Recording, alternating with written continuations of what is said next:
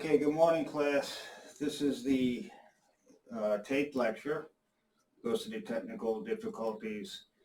So this lecture is being taped and will be forwarded to you. By now, you all should have received your emails explaining the nature of the cancellation and the taping session. So we're going to continue with the pancreas, and we're doing the hormones, insulin and glucagon. We did insulin, we did glucagon, and I had mentioned a incretin called glucagon-like peptide 1. And that is a hormone that is secreted by the intestinal tract, the L cells of the intestinal tract, and this is in response to a meal. And from last week's lecture, a glucagon-like peptide, even though it has glucagon in its naming, it does not act like the hormone glucagon. As a matter of fact, it does the opposite. It actually lowers glucose level. So once again,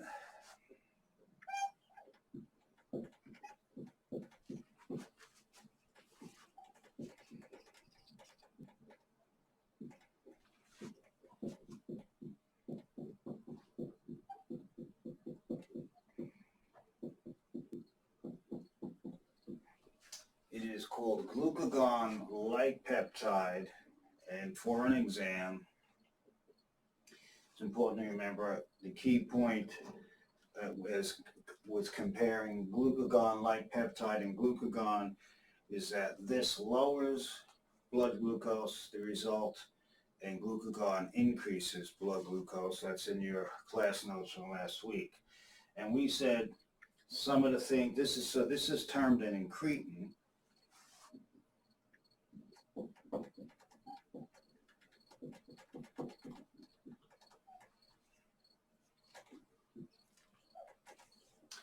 And an incretin is a hormone secreted by the gastrointestinal tract.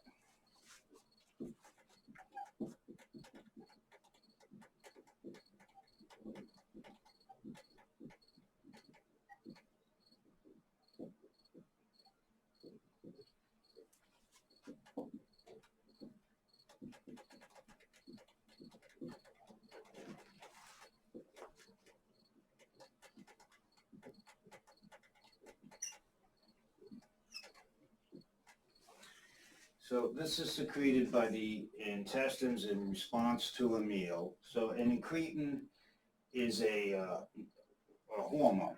Okay, so it's a hormone.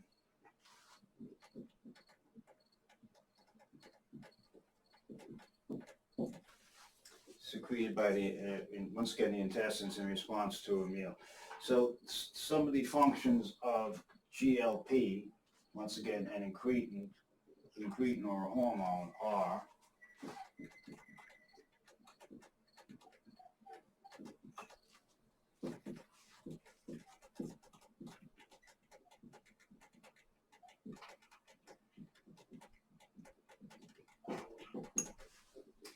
they will increase insulin release from the beta cells.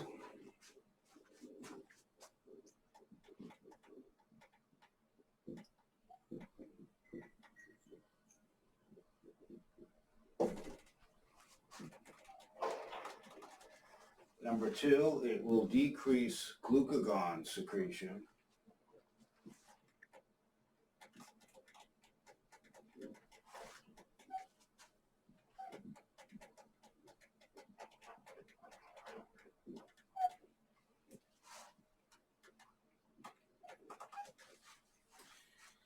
Number 3, it decreases or slows gastric emptying.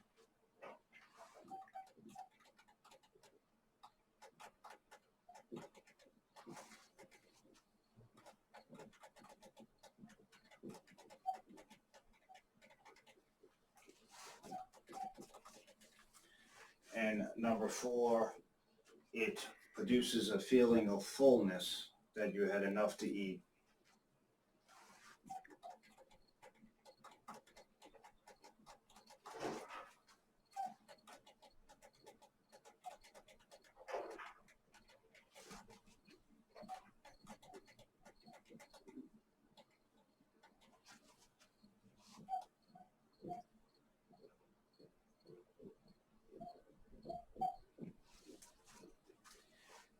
And that is called satiety or satiation. When you feel satiated, it means you feel full, you feel like you've had enough to eat, you feel fulfilled. So these are some. So these all, of course, you can see immediately by number one, high insulin will decrease your blood glucose levels. So these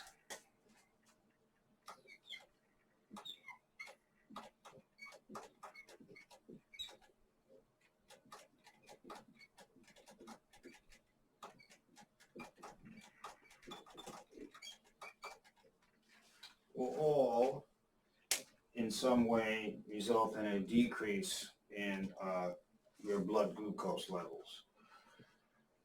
So we do have a drug similar to amylin, which is secreted by the beta cells. Amylin's a hormone that is secreted along with insulin.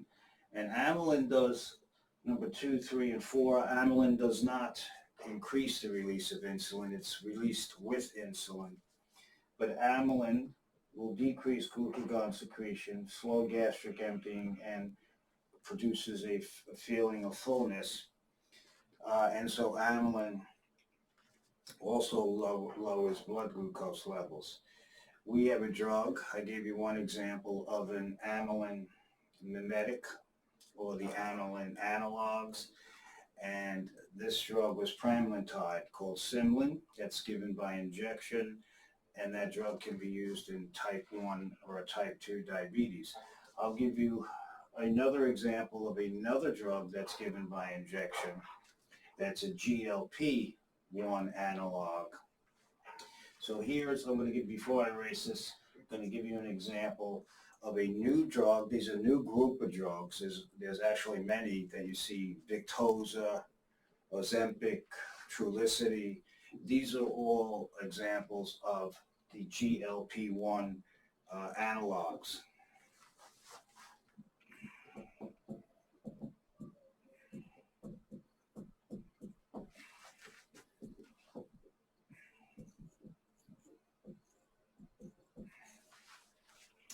Which means they work like GLP-1.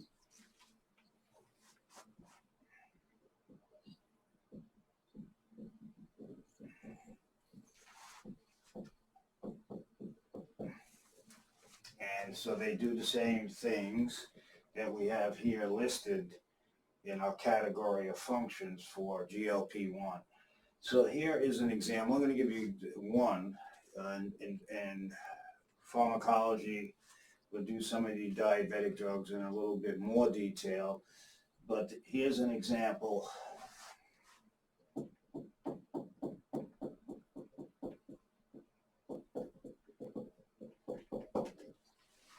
An example is exenatide. It's known as Byetta.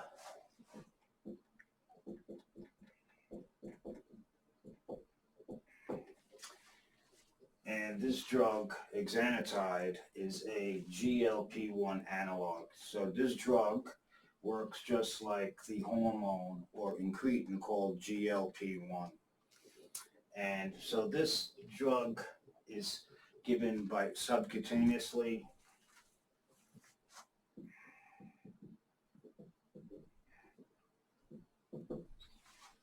By injection, and it's only used in type 2 diabetics.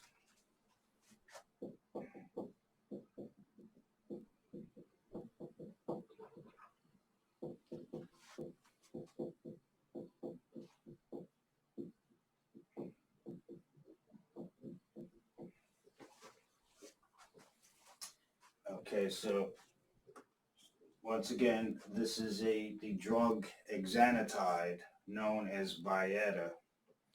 is a GLP-1 analog. It's an example of another drug used in the treatment of diabetes, which is given by injection. So insulin was, of course, the original, and it's still the mainstay treatment for many types of diabetes. Uh, it's injectable. We now have two other types, drug groups that are given by injection. The amylin analogs or mimetics, and that was pramlintide, known as Simlin, and then the GLP-1 analogs, exenatide, Bietta. The Simlin was used for type 1 and type 2 diabetics given by injection. The exenatide of Bietta is used for type 2 diabetics, but they're both given by injection. All right, so we're going to erase this.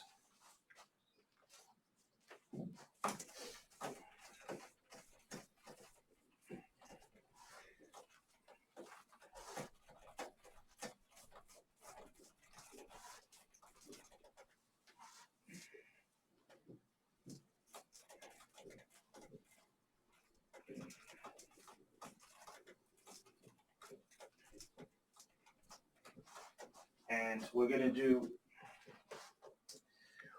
one condition associated with the pancreas. So we did not do the exocrine pancreas in this lecture series because we're doing the endocrine system. So we're doing presently the pancreas, which is both a exocrine and an endocrine gland. The exocrine, 98%, 98% of the pancreas is exocrine, which secretes the digestive secretions and digestive enzymes that will participate in digestion in the small intestine. We were focusing on the islets of Langerhans, the pancreatic endocrine cells. These cells have, of course, secrete hormones. So we focused on the alpha cells secreting a glucagon, and the beta cells secreting insulin, also amylin. All right, so we've concluded with the pancreas, the function, some of the functions of these hormones, and we're going to do a condition, one main condition of the pancreas, the endocrine pancreas, and that is diabetes.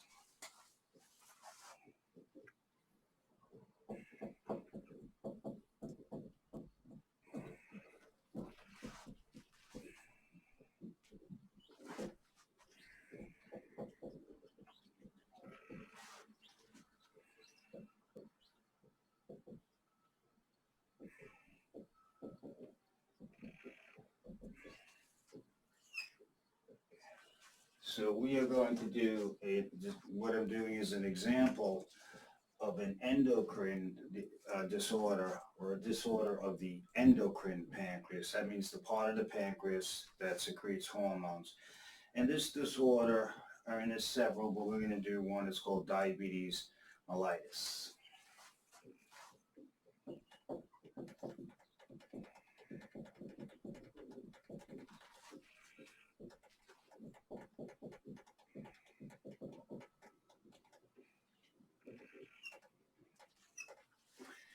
So there are going to be many types of diabetes. I'll briefly mention this because this will come under the purview of your med-surg classes, but at least you'll have a firm foundation in it. Diabetes, the term diabetes means excessive flow.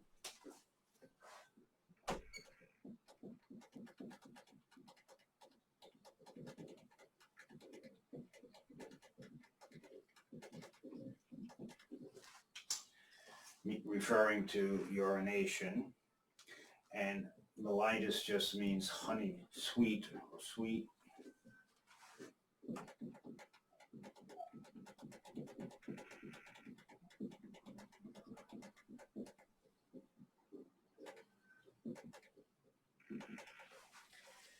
So this refers to, with diabetes mellitus, This refers to the high sugar content of the urine, which is called glycosuria.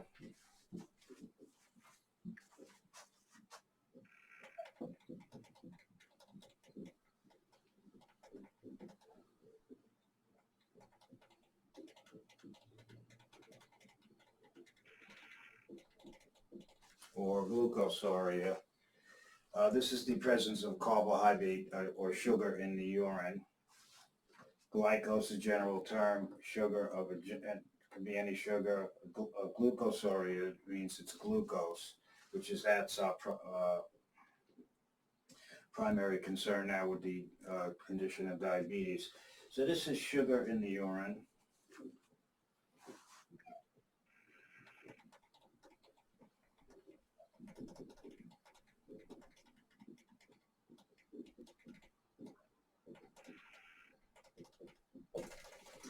And so hence the term mellitus, honey sweet diabetes. Do not confuse this diabetes, this condition with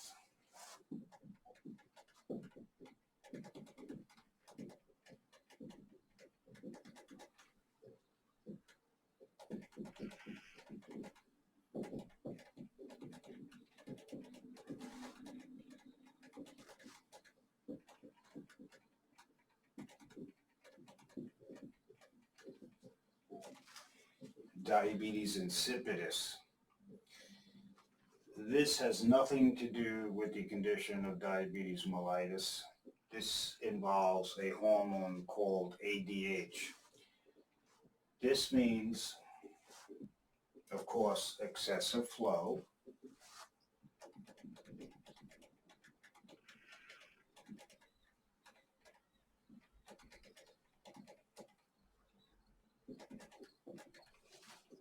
And so once again, this disease also deals with frequent urination.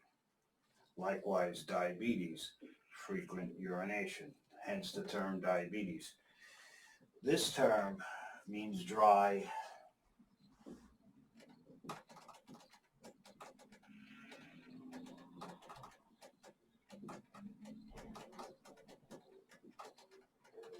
or tasteless. So insipid. Insipid means dry or tasteless. So this is a condition in which the urine has no taste compared to a condition where in diabetes mellitus where there's sugar or glucose in the urine and hence has a sweet taste. This disease, diabetes insipidus, is associated with the hormone ADH.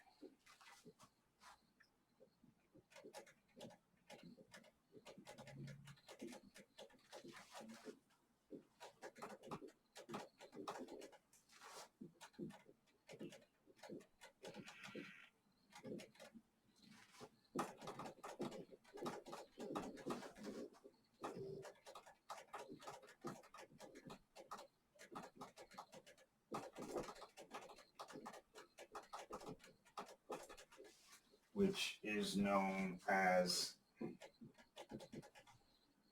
antidiuretic hormone. So with this problem, there is a deficiency in ADH hormone and the patient continues to go to the bathroom.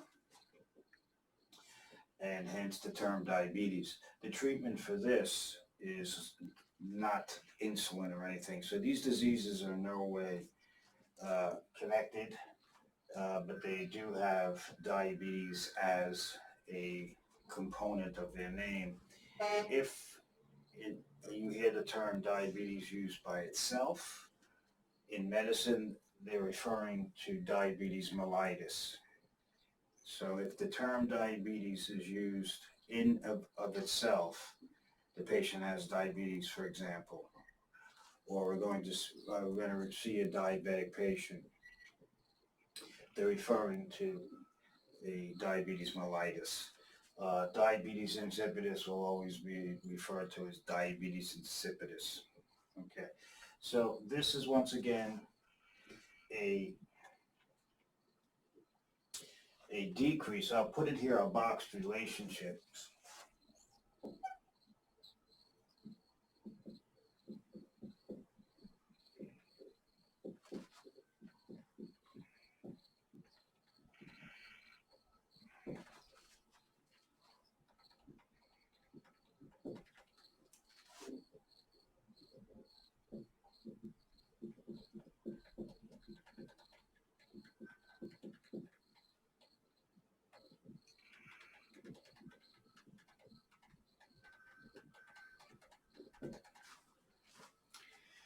So let's box it.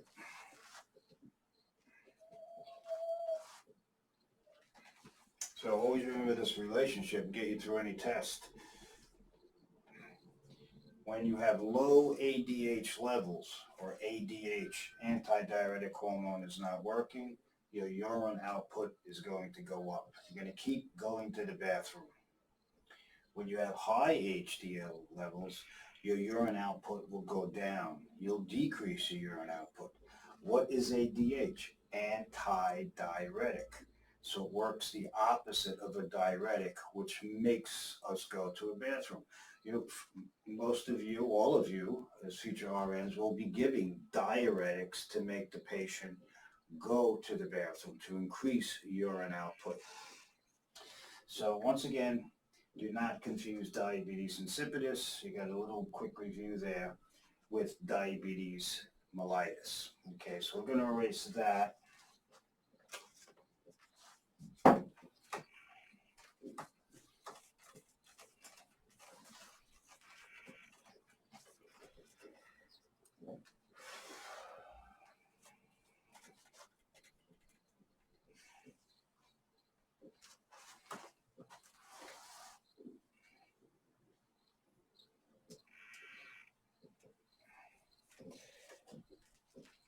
So what is diabetes mellitus? This is it's actually a syndrome of has many different signs and symptoms. There are many contributing factors to the term diabetes mellitus. We're going to do two types, but this is a disorder of carbohydrate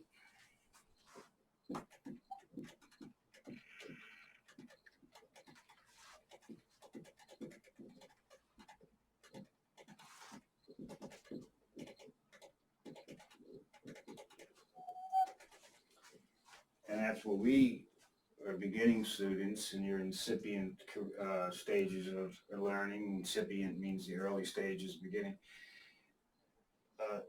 We all think of carbohydrates and sugars and carbohydrates and glucose in the urine, hyperglycemia or insulin. No, it's also a disorder of lipid metabolism.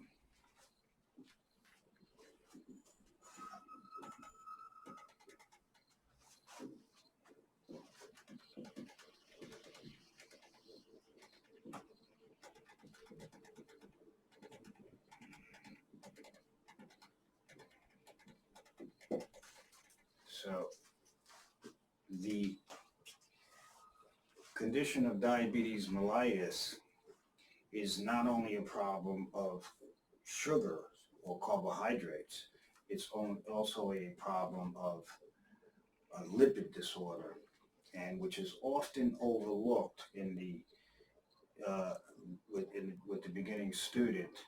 All right, the key point here as far as a lipid,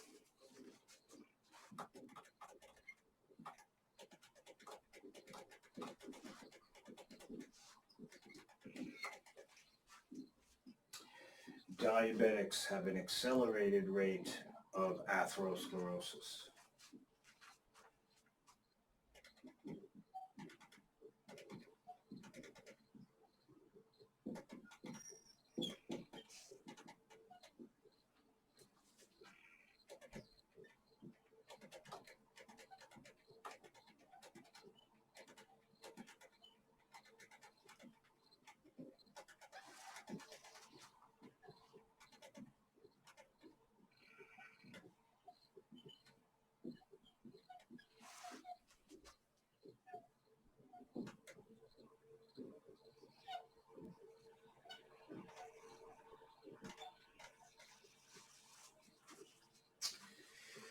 So diabetics develop atherosclerosis at a much faster rate, and this has to be addressed because atherosclerosis then increases the risk for the coronary artery syndromes, which include unstable angina, uh, myocardial infarction, the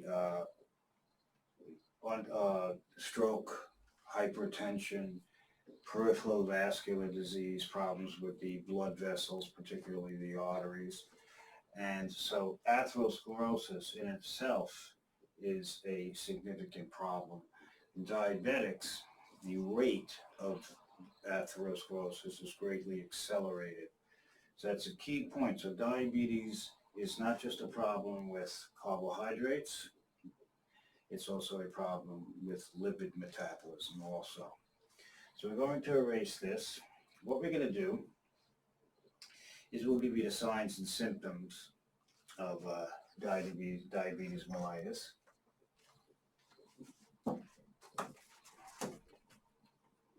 Or actually, let me give you the types that we're only going to briefly cover.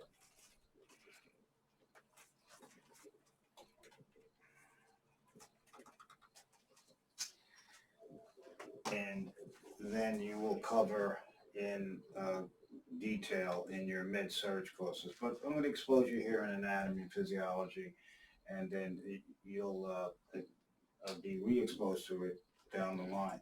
But I'm going to give you the two types that we're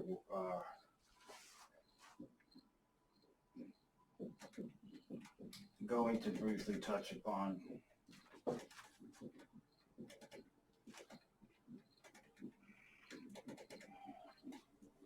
Is type 1 diabetes or type 1 diabetes mellitus.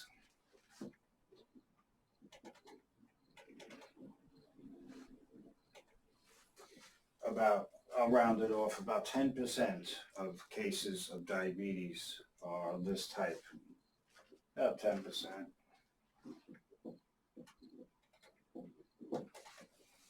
And you'll see slightly different percentages in endocrinology textbooks and physiology textbooks, internal medicine. So it'll be slightly, pardon me, different values. And with type 1 diabetes mellitus, this is due the beta cells, the B cells are destroyed.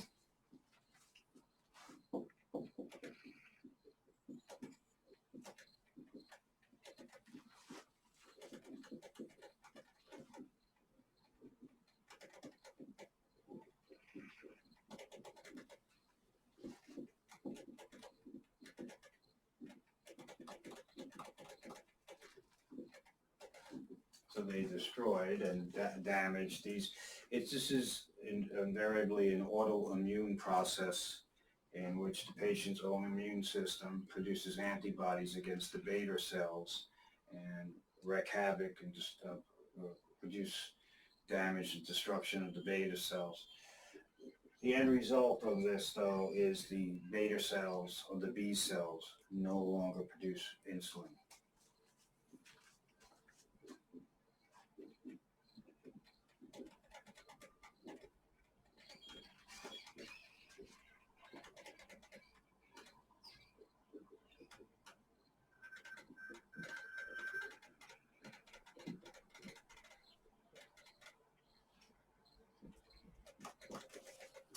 So therefore, patients with type 1 diabetes mellitus will always require insulin supplementation, lifelong.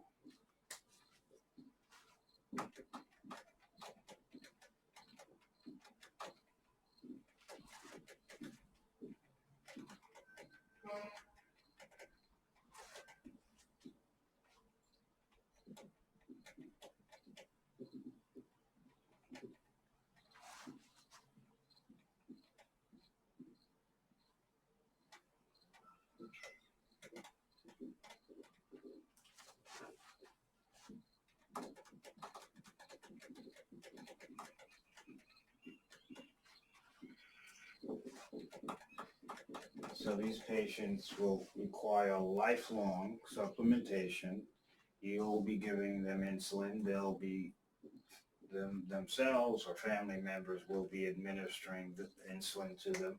What type of insulin is this? And once again, this is exogenous insulin.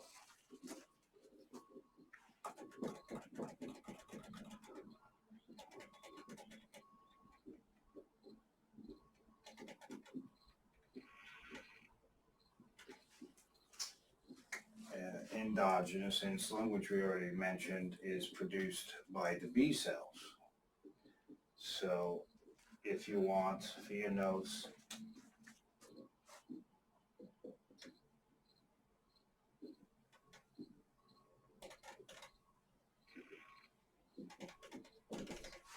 endogenous insulin. Endogenous is produced originating in the body. So endogenous insulin is produced by the body, specifically the B or beta cells of the pancreas. So patients will require lifelong supplementation with insulin. This will have to be exogenous insulin and all those various types that I briefly mentioned. And they will also require monitoring and stuff, which we'll do when we do when we move through this, because after this we're going to do the adrenal gland. So that is type 1 diabetes mellitus. Okay, the patients no longer can produce insulin, so they have to receive exogenous insulin. The second type of diabetes, there's other types, we're not even mentioning gestational diabetes and diabetes due to destruction of the beta cells from other conditions. We're going to talk about type 1 and type 2.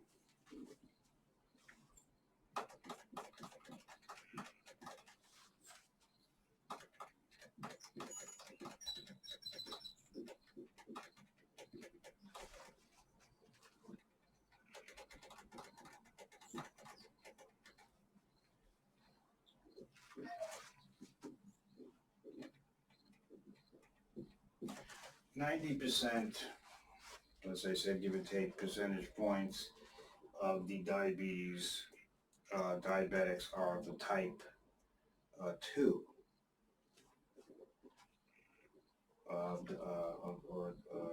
variety, type 2 diabetes.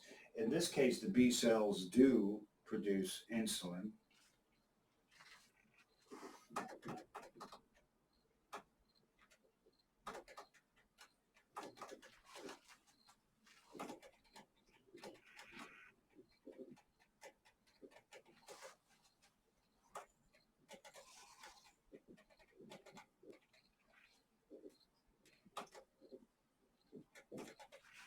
They do produce insulin. The problem is the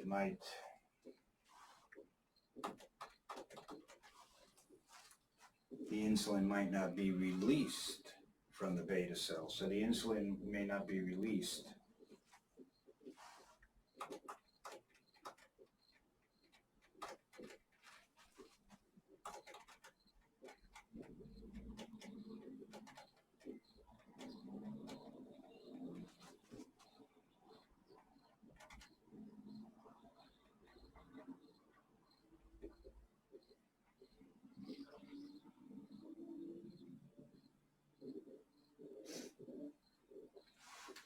So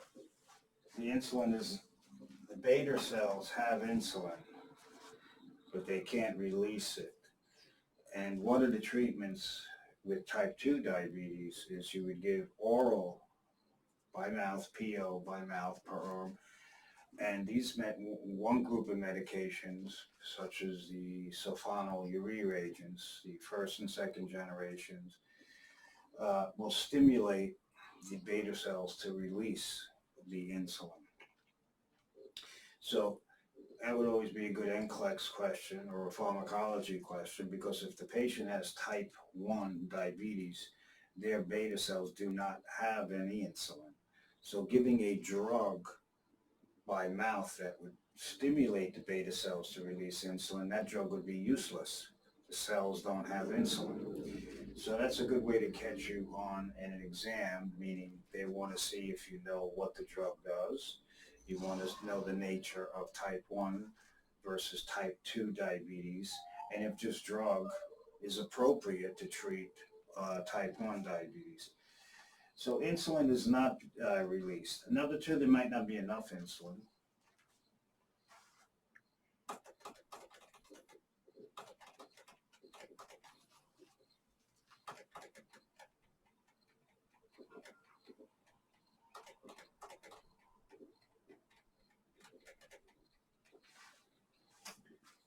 And number three, which is a big deal, is the concept of insulin resistance.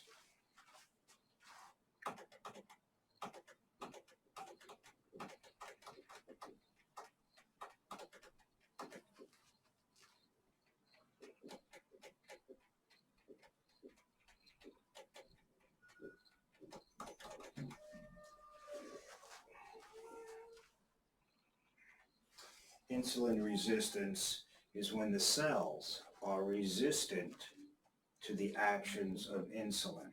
So what happens with insulin resistance is the pancreas will continue to release insulin, but the insulin cannot work on the cell. So insulin is constantly being released to the point where you can actually burn out the B cells, or you'll develop the consequences of insulin resistance. One of the things, remember, if you have too much insulin, your patient's going to start to gain weight. Okay, so these cells are not responding to the insulin, and that can eventually lead to problems down the line. So type 2 diabetes, these cells do produce insulin. The insulin's either not being released, it's not enough insulin, so eventually the insulin will not exert its full physiological effect, and or insulin resistance, where the cells are just not responding to the insulin can't perform its functions. So the key point here about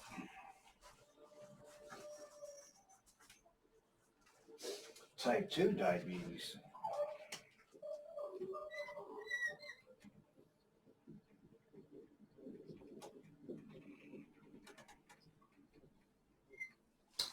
is that type 2 diabetics sometimes will require insulin.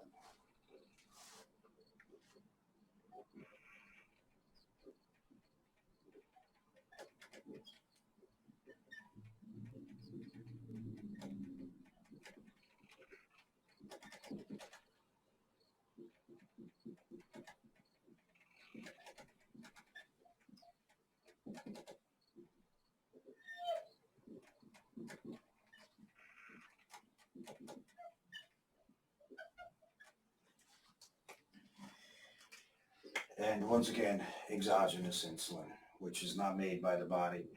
So even though you have a type 2 diabetic that's on oral medications, they sometimes will require insulin under various conditions when their sugar becomes particularly difficult to control, when they're, example, in the hospital. I'll just do one.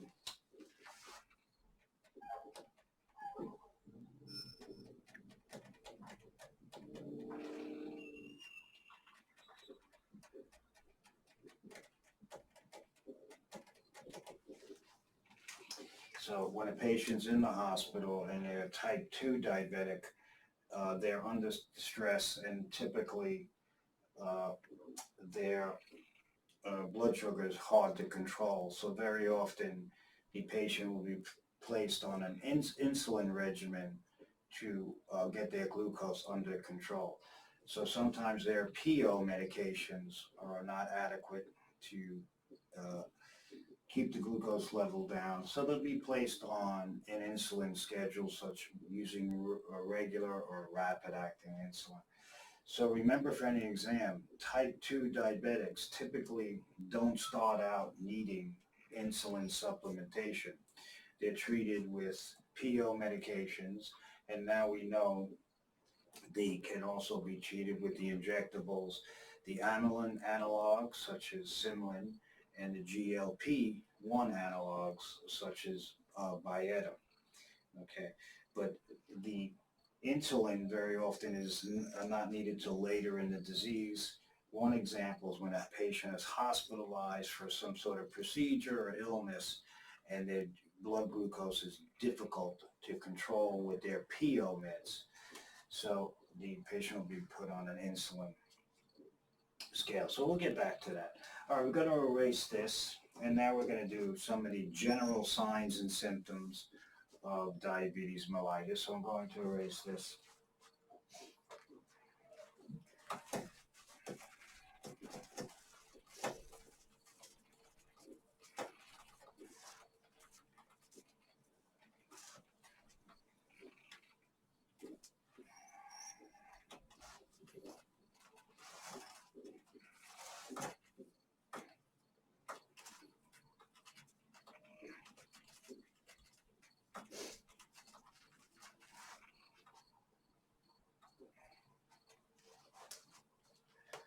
So what we're going to do is we're going to do some of the general signs and symptoms of diabetes mellitus. We're going to combine the type 1 and type 2, and uh, then we're going to do the diagnosis and then monitoring, and of course the complications. The treatment is of course a very expansive group of drugs, medications used to treat the condition of diabetes mellitus. But let's do some signs and symptoms of diabetes mellitus.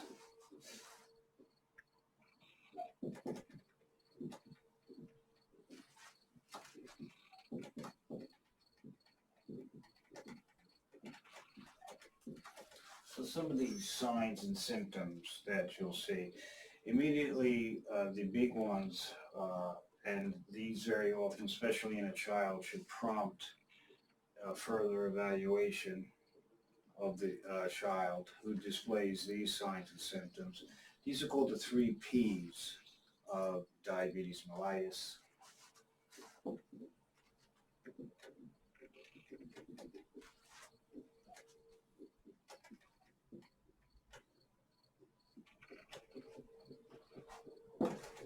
So the 3 Ps, they all begin, of course, with the letter P.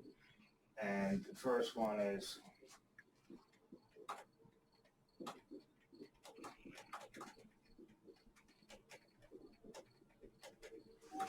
polyphagia. That's also known as hyperphagia.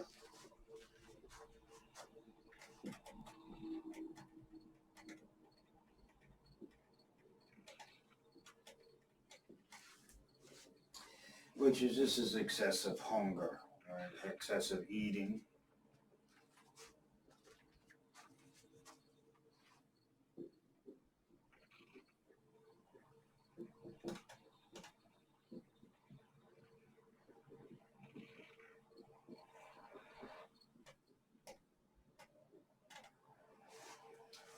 And of course, this is because the insulin is not present. Insulin is an anabolic hormone, and the person is not getting the glucose into the cell. So there's loads of glucose in the blood, but the body can't use it. So this sets into play a whole series of events in which hunger, increase in appetite is also increased. And these are all due to other hormone interactions. So it's called polyphagia or hyperphagia. Another one is polydipsia.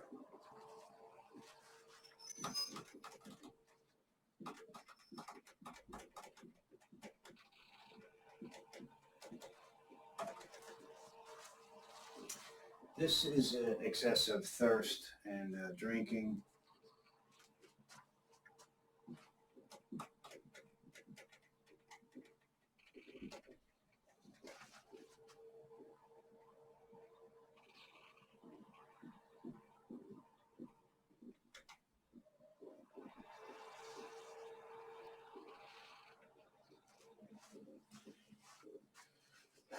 Dipsia is to drink, and This is largely due, it is a mechanism, but number one, what increases the thirst is, of course,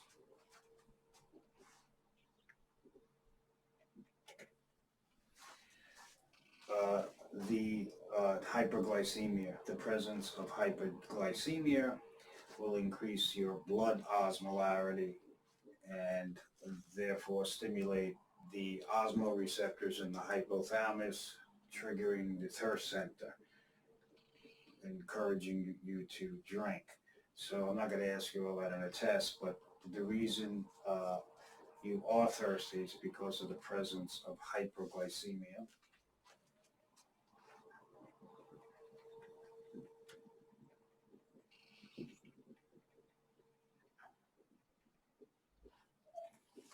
And that results in actually it directly down the line, a stimulation of the thirst center. Also, you become dehydrated from increased urination.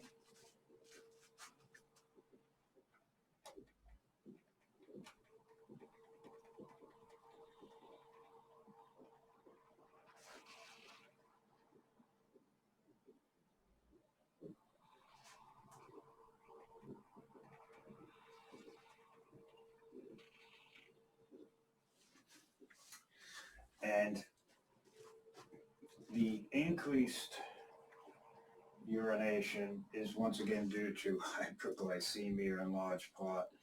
It's called an osmotic diuresis.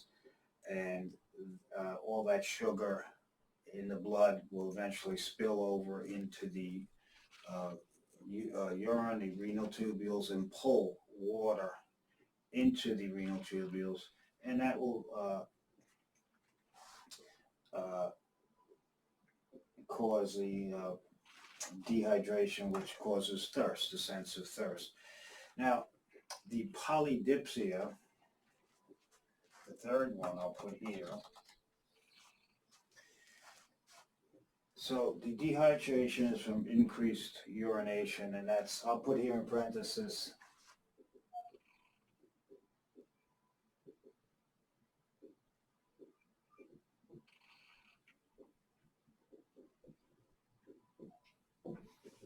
and osmotic diuresis. And so you have excessive eating. Patients, especially younger patient, always wants to eat extra. They can't, in the type 1 diabetic, they can't seem to gain weight. Remember, insulin is an anabolic hormone. In a type 2 diabetic, usually they're overweight. Okay. Polydipsia, excessive thirst and drinking, that's from the hyperglycemia, the high blood glucose. And of course, the patient will, when you keep urinating, you can then become thirsty. It's going to stimulate the thirst response, and you're going to increase water intake. The last one is, of course, polyuria.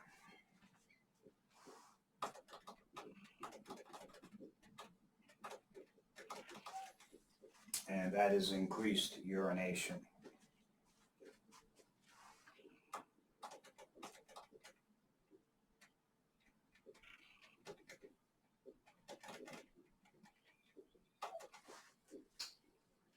And the increased urination is once again secondary to the hyperglycemia and the osmotic diuresis.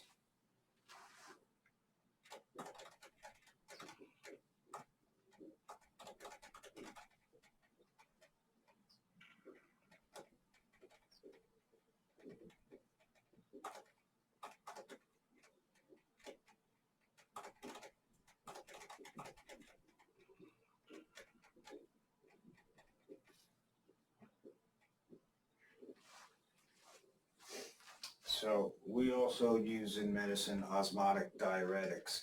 So osmosis, anything with a high osmotic pressure is going to pull, has high osmotic activity, is going to concentrate, is going to pull water towards it. In this case, there's so much sugar in the renal tubules and this will pull water, and you're going to get a water flush out. It's called an osmotic diuresis. So one cause on any test of an osmotic diuresis is hyperglycemia. Once again, one cause of an osmotic diuresis is due to hyperglycemia. And the term polyuria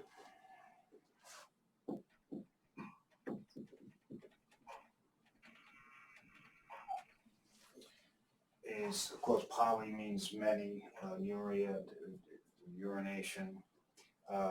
Polyuria, when you said to have polyuria, that's 3 or more liters per day.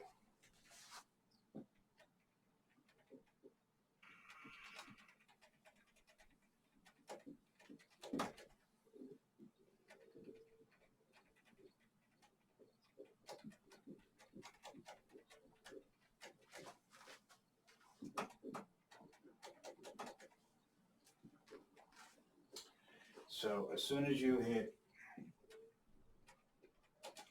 3 liters or more, it's considered to be polyuria. Now, polyuria, if you drink 12 bottles of water a day, you're going to have polyuria, of course. So polyuria can be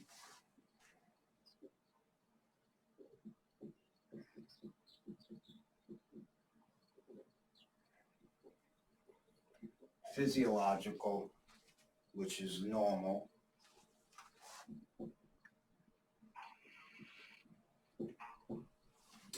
and if you recall when I talked about diabetes insipidus and you do not have enough ADH, it can be pathological.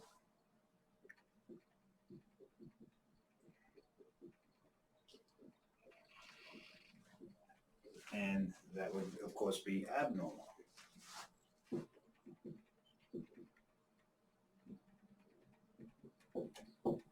So in this case, the polyuria is due to excessive, one cause would be excessive blood glucose levels leading to a osmotic diuresis. So the patient keeps going to the bathroom.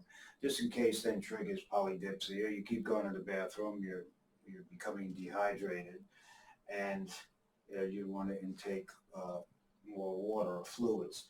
And this typically happens with kids at school. Young kids at school typically display these, and they typically want extra for lunch or during snacks. They typically are always asking for extra juice or milk, and spend more time at the water fountain. Also, they are always asking her in the bathroom, always asking they have to go to the bathroom.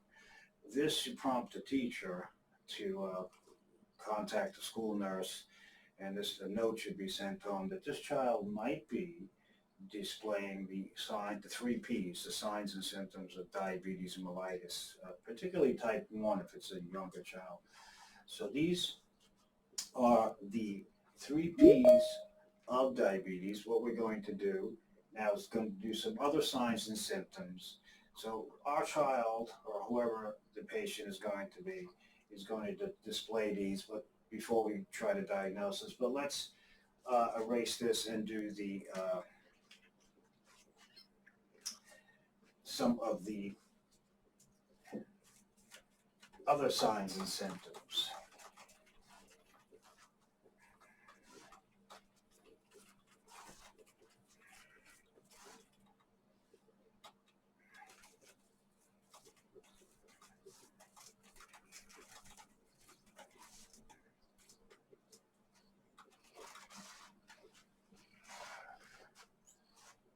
All right, some other signs and symptoms of diabetes mellitus.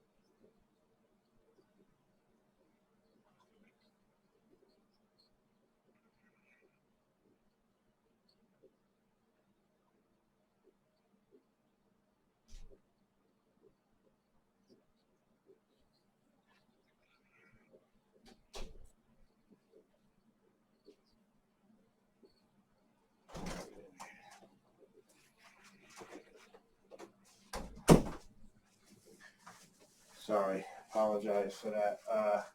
So we're going to do some of the other signs and symptoms of diabetes mellitus, and this could be a change in behavior.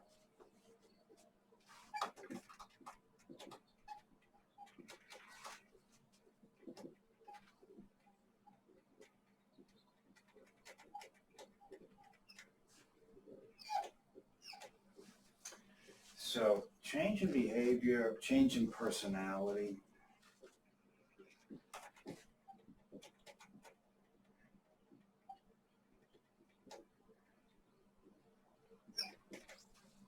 Are very often signs of hypoglycemia, too low, or hyper. Patients' personality changes and become easily irritated, agitated. Their behavior can become erratic. They're not behaving as they normally would, and this is because of the changes in the blood glucose levels and the effects it could have, for example, on the brain. So change in behavior personality is considered a pretty significant indicator of diabetes, especially when you start to lump it together with other signs and symptoms. Other things are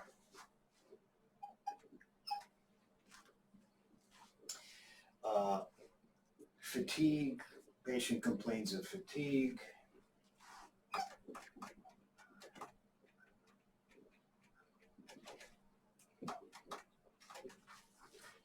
Headache.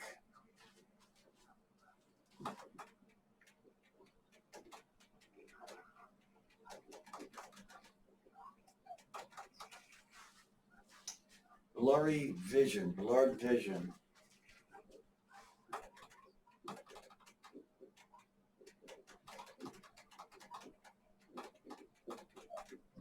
Now, blurred vision is not due to problems with the retina, or the optic nerve and such, the eye. This is concerned with the lens of the eye and the swelling, the osmotic swelling, and so it's an accumulation of water. So this is corrected once the child or the patient's blood sugar is corrected. So blurry vision might be initially associated with hyperglycemia, but this can be resolved if this is indeed due to the hyperglycemia. Other things that you'll see, okay, is with weight. Okay, there are, so with weight, we're going to separate it out a little.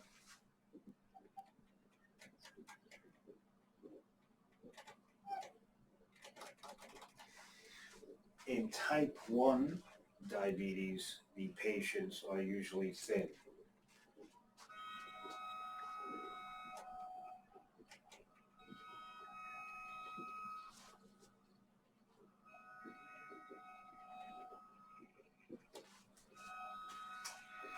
In type 2 diabetes, patients are usually overweight.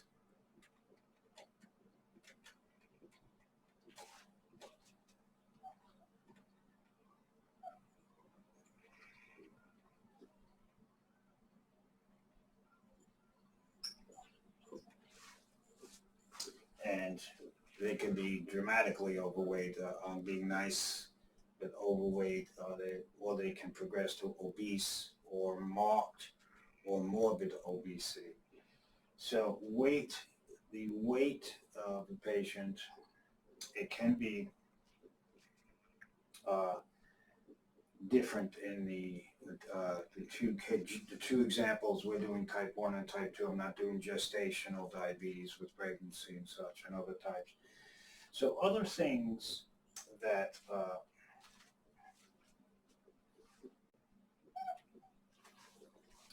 signs and symptoms with a diabetic. Diabetics typically have an increased incidence or an increased frequency of infections.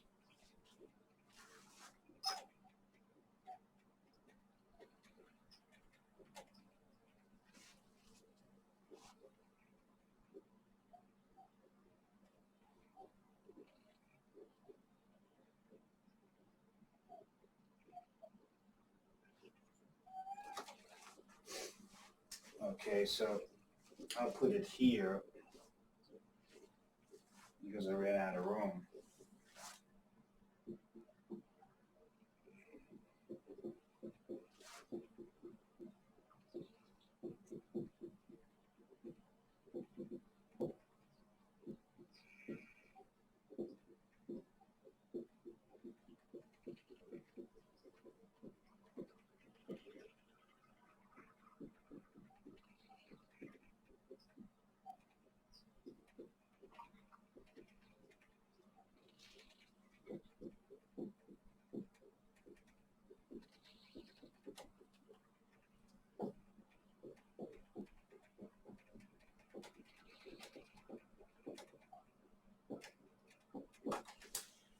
Hyperglycemia, which is of course a common theme in diabetics, uh, decreases neutrophil function.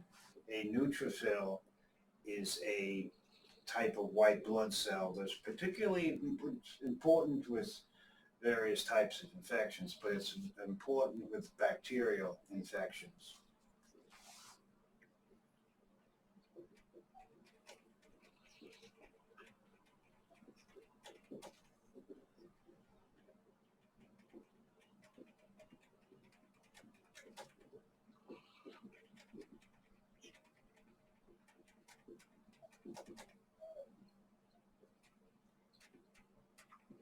So a neutrophil is a type of leukocyte, which is a white blood cell. A leukocyte is just a general term for white blood cell. WBC is white blood cell. So neutrophil is a type of leukocyte or white blood cell. And this plays a very important role in bacterial infections.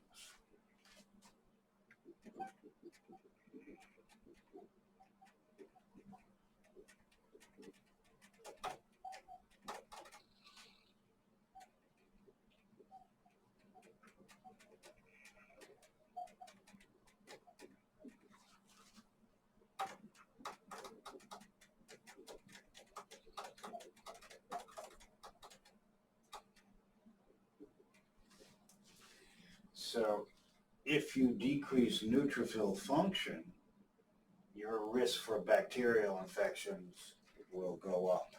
Not only bacterial, but many types of bacterial infections. So the diabetic, especially the uncontrolled diabetic, meaning their blood sugar is always elevated or very high, is always at risk, especially when they enter the hospital environment, always at risk for developing a infection while in the hospital.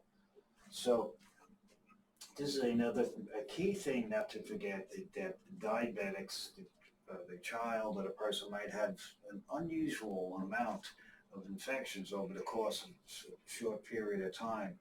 This time maybe to check the blood glucose level and see if indeed it could be diabetes. Before we take a quick break, I'll give you, they also have number 8, I'll put here, since we're on infections. Diabetics may have also unusual infections.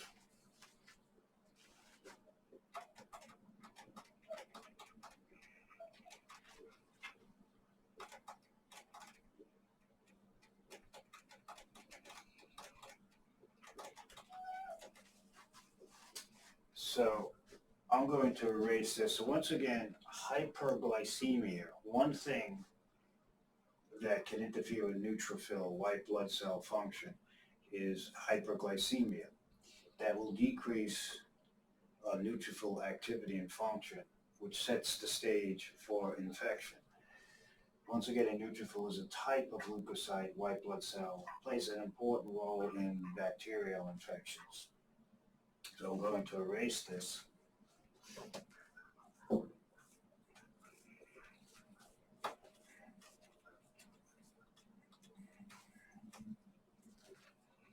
And the unusual infections examples.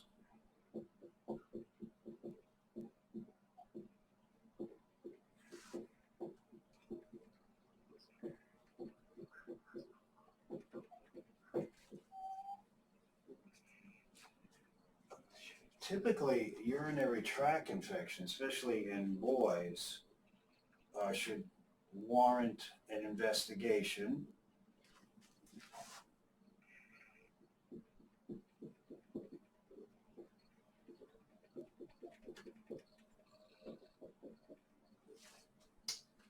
You also would want to rule out a problem with the urinary tract, the urethra, the bladder, the ureters, the kidneys. But certainly, in a 10-year-old male, a increased incidence of several urinary tract infections has to be thoroughly investigated. Also, I'm just going to give you a couple. There is an unusual infection that's very often associated with diabetics.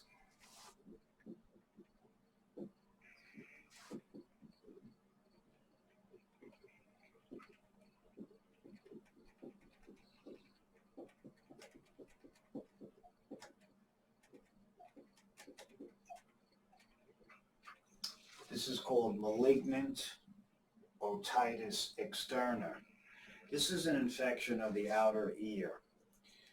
Many of you, yourselves included, might have had as a child, and especially a middle ear infection.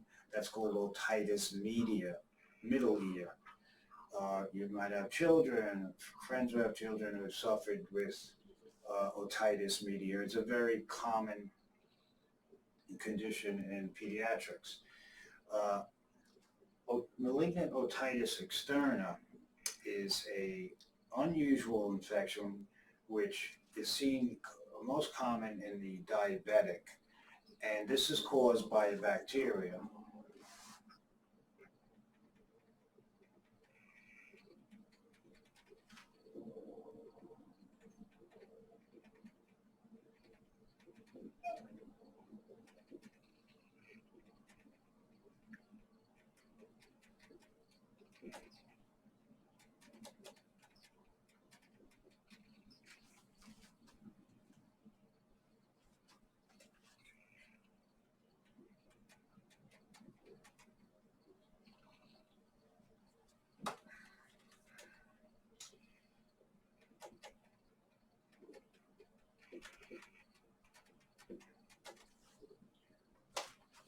It's called Pseudomonas aeruginosa, and this is a particularly nasty bacteria in someone who's already sick or in the hospital.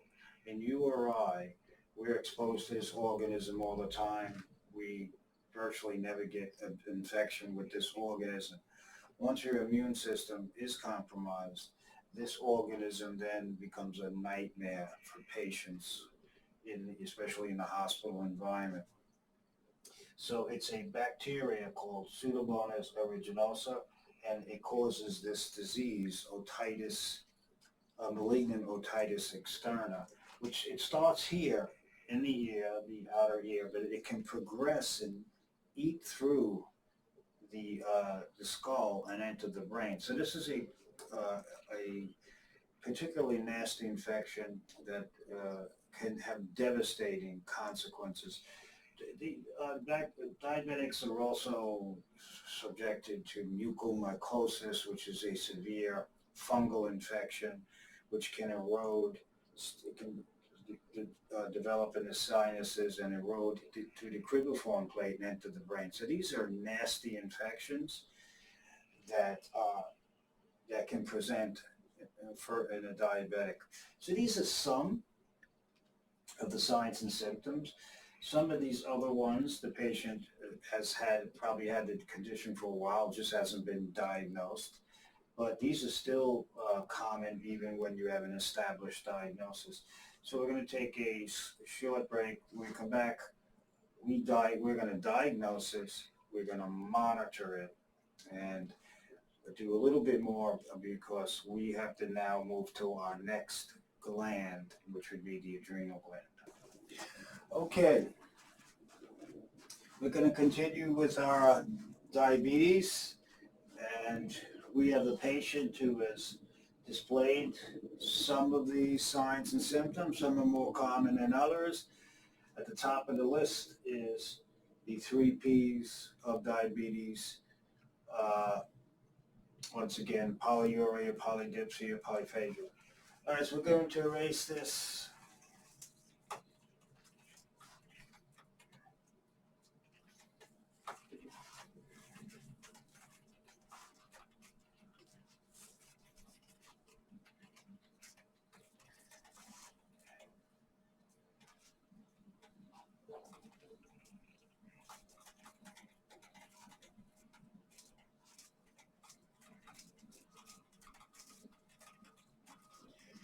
And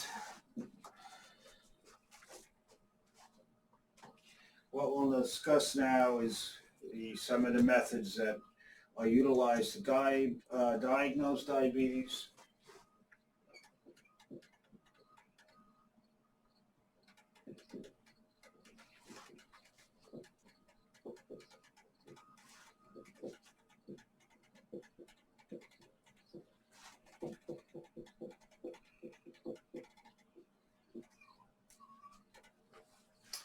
Diagnosis, gnosis means to know. Gnosis is to know. Diagnosis is to identify the cause of a disease. The best way to make the diagnosis of diabetes mellitus is, of course, you're going to do it in you're going to utilize blood tests. So you're going to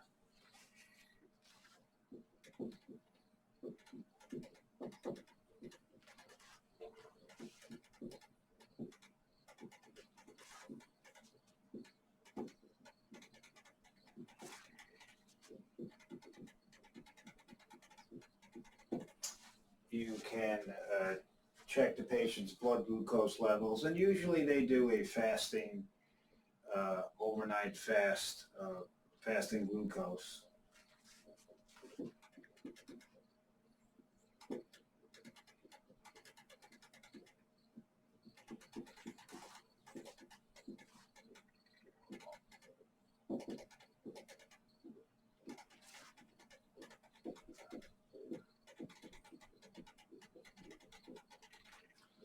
Fasting is nothing to eat or drink. Usually it's at least 8 hours. Having water should not significantly impact it, but strictly speaking, it's nothing by mouth, so food or liquids. The debate continues about water and such, but if you're going to fast for a glucose, nothing, you should have nothing, no food or liquid for about 8 hours, which can be difficult to do with a younger child, if it happens to be a younger child. And we know the normal glucose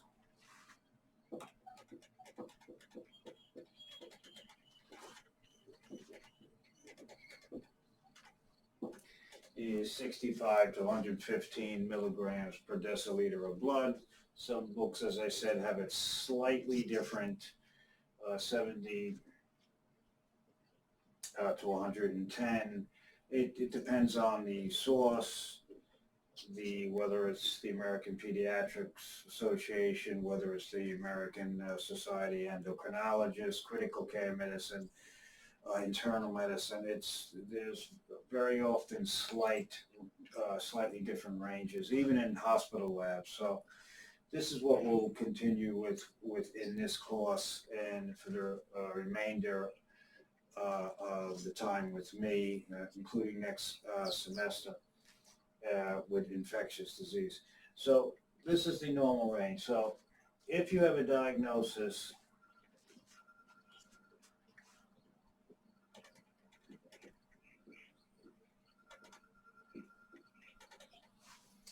if you do need a diagnosis, a blood glucose of 126 or higher, right? That's what the symbol means, equal to 126 or greater than 126. It's considered diagnostic of diabetes mellitus.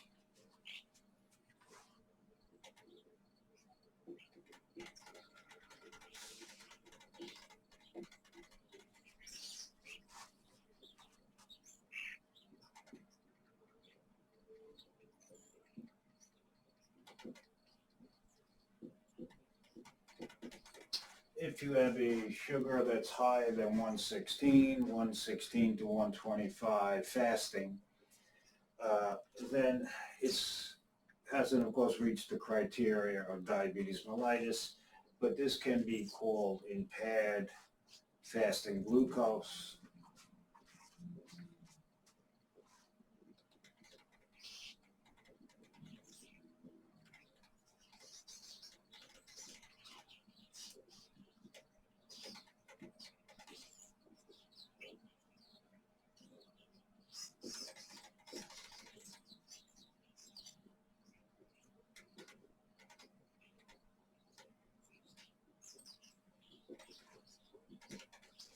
And so very often ascribed pre-diabetes, describe the term pre-diabetes. So they'll repeat this. It has to be repeated, and there could be many reasons why a patient would have an impaired fasting glucose. It's not a pathology course. We're not going to go into it. But these are the criteria they look at when they're looking to diagnose or rule out diabetes mellitus. So the overnight fasting glucose is a very good way. There also is another uh, test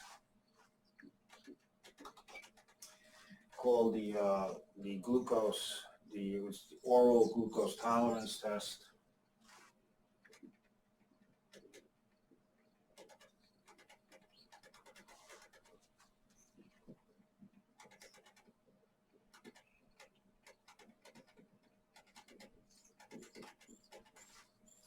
The oral glucose tolerance test.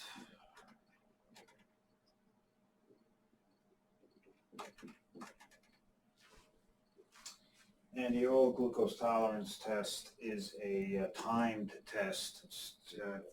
It's performed over 2 to 3 hours, depending on the lab.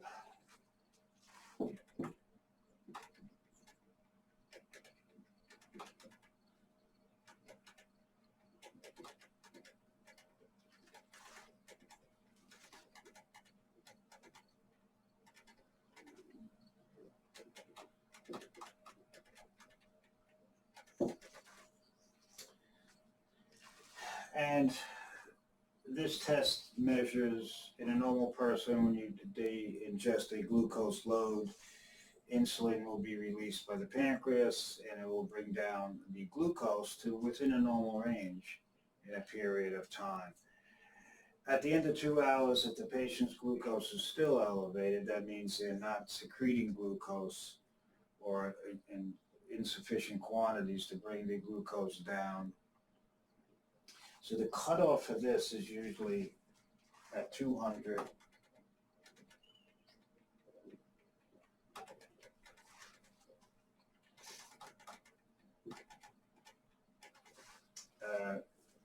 At the end, if it's around the 200, at 200, it's positive for diabetes mellitus.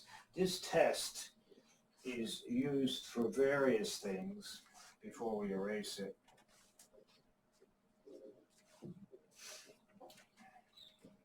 It's used, of course, to diagnose diabetes.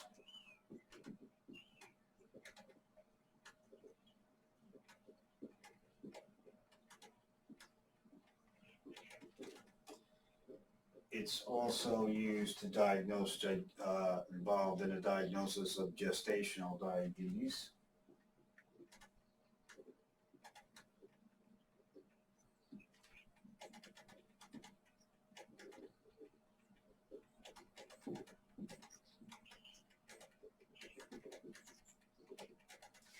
This is diabetes that's developed during pregnancy, and very often the sugar will go back down to normal after delivery.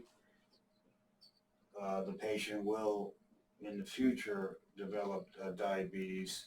So the gestational diabetes is not the same as being pregnant with diabetes. That means you've had diabetes before you got pregnant, you have diabetes during pregnancy, and you will have diabetes after pregnancy.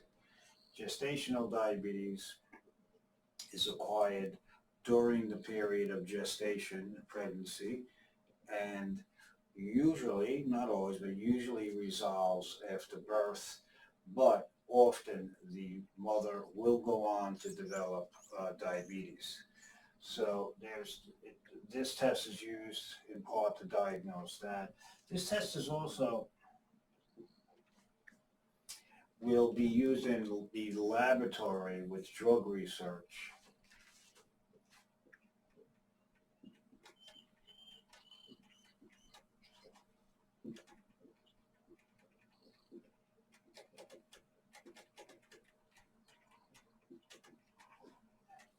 For the many different types of medications that are being developed, researched to treat diabetes. So it would make sense you would have to have an exam to monitor the patient's or the volunteers' blood glucose levels while they are taking these new medications. So during the trial phase of these medications, uh, you would have to have a means to assess the patient's or the volunteers' response to the medication. So the glucose tolerance test has many uses, and I'm sure they'll mention it again in your med surge courses. So we're going to, our patient had a blood sugar, we'll say, of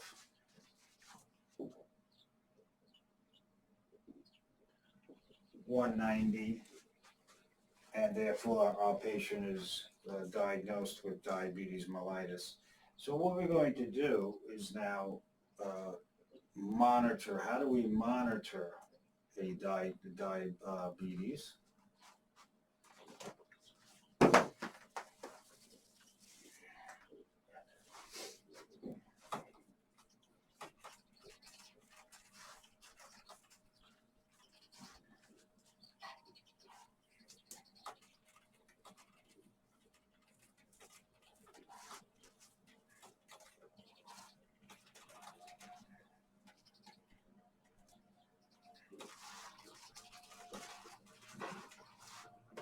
So we recognize the signs and symptoms.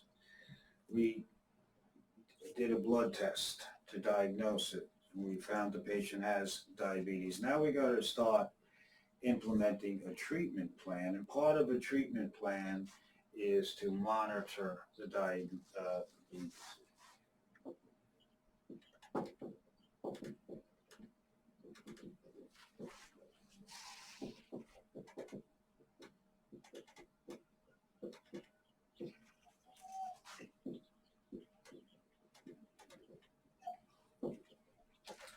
Of course, some of the goals is to optimize your drug administration. You have to know what your blood glucose is. So first is when you monitor your blood glucose, you are it allows titration of your medications, example, insulin.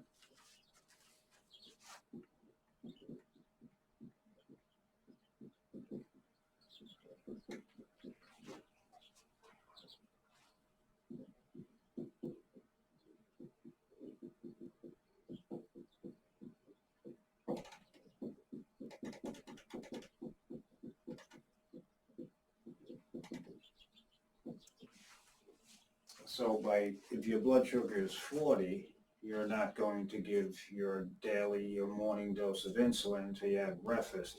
So it allows you to adjust or hold your dose of medication and also increase your dose. Sometimes you might have to increase a dose from a couple of units because your blood sugar has been high during a day. So one of the goals is it allows titration of your medications. For good examples, the insulins. Another goal is by monitoring. This helps to achieve tight control.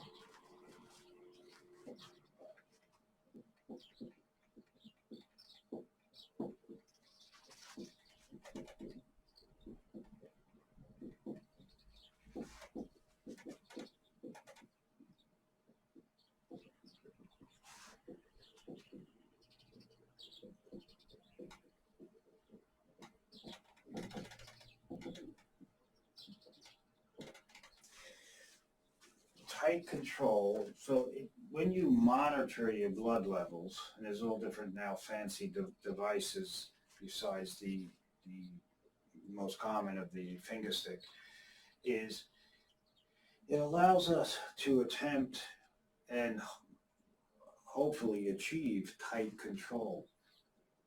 What is tight control?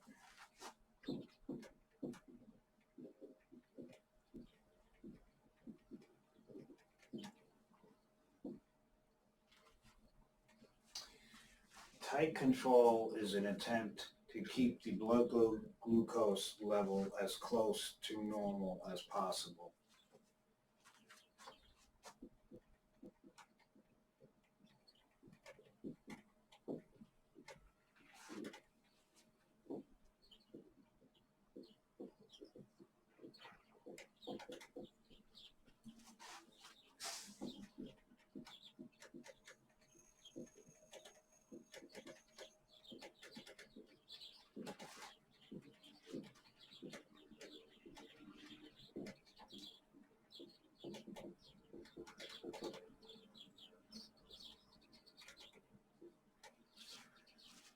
When you are able to do this, when you want to keep that blood glucose as close to the brackets or in the brackets as possible, you then minimize, when you achieve tight control, this can minimize or prevent the complications, the long-term complications of diabetes.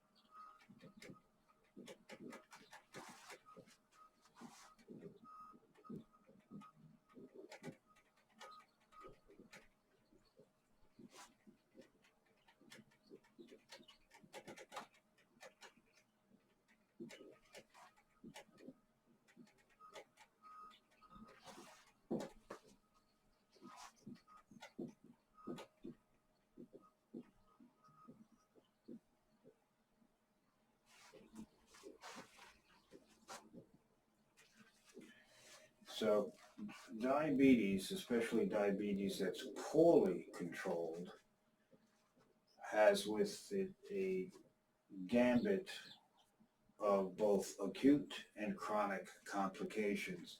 The chronic complications are long-term complications, and once they are underway, they are virtually not reversible. So the goal of the healthcare team with the participating patient is to minimize or prevent extensive progression of the complications. So once again, I'll list the complications. We're not going to go into all of them because this is not a pathology course. But the goal of monitoring, checking your glucose level, is to allow titration of the medications, number one. Do I take this much insulin based on my blood sugar? Do I hold my insulin because my blood sugar is too low? Is my blood sugar too high? Do I have to take more insulin? Okay, so it allows you to adjust your medications appropriately. It also helps, another thing is to help to attempt and hopefully achieve tight control, which is not always possible. Okay, but you want to keep it as close to normal as possible. Tight control isn't, oh, I left out a T. Tight control is an attempt to keep the blood glucose level as close to the normal range as possible. It can minimize or prevent some of the complications of diabetes. But a key point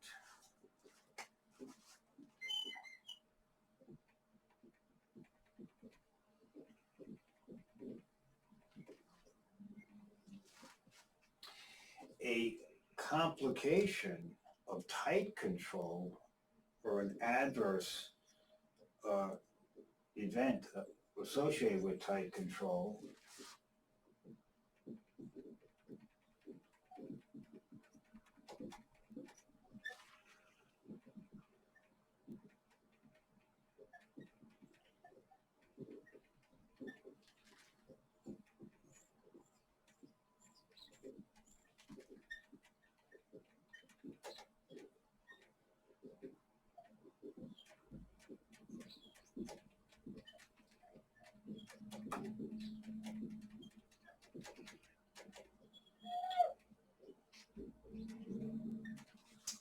is hypoglycemia.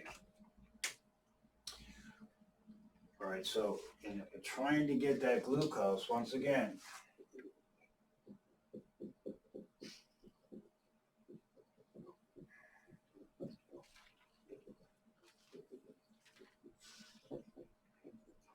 the patient has a glucose of 210. Your goal, you're giving exogenous insulin. You're giving the insulin to the patient, or the patient is taking the insulin themselves, self-administering. Your goal is to get it there, or as close to in the physiological range as possible, the normal range. But as a possible consequence or a complication of attempting to get it there,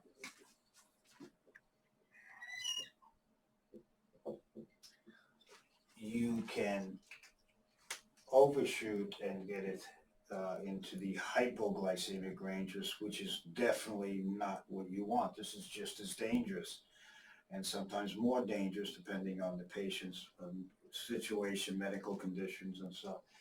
So one, tight control is an endeavor to keep the blood glucose as close to normal as here, but a complication of attempting tight control is causing hypoglycemia,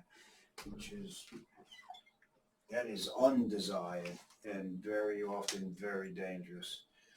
So monitoring diabetes allows us to do, I gave you 2 examples of why you monitor. You can titrate meds, adjust your meds, adjust your diet, your nutrition, if your sugar is low or high. And it allows us to once again attempt to achieve that tight control to minimize some of these complications of diabetes. So I'm going to erase this.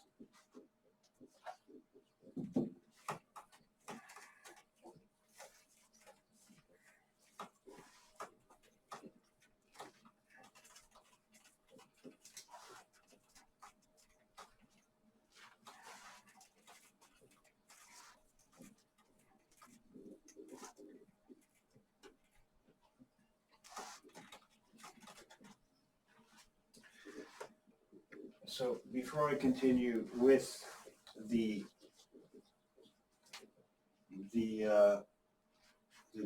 various methods, we're not going to do all these new fancy methods and new pieces of equipment, which is remarkable how far they've come in the treatment of diabetes, but some complications.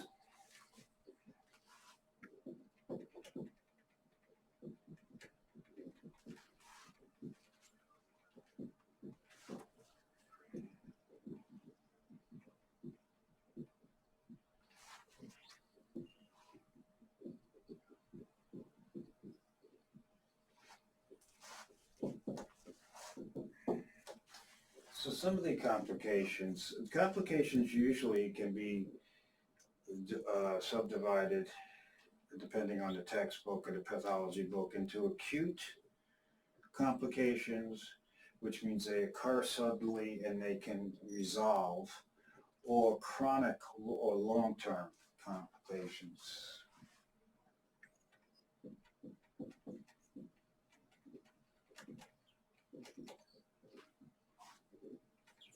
So an acute complication occurs suddenly, usually resolves. It can, of course, result in death, but usually it resolves, not all the time.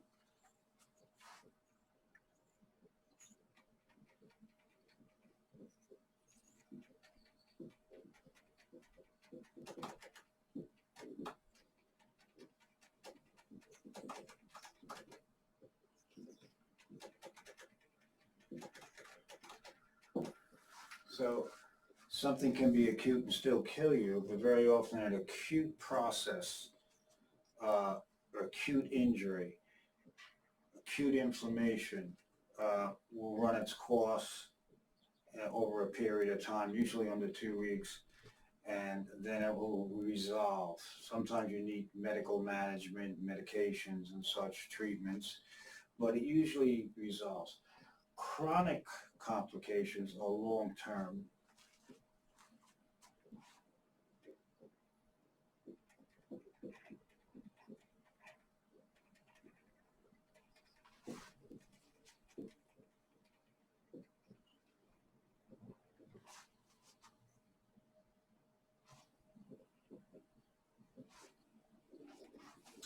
So chronic or long-term usually progress unless you're in a treatment plan where you're not going to eliminate the condition. It's not already established chronicity, but the goal is to prevent the progression of this. These usually progress. You try to slow the progression up.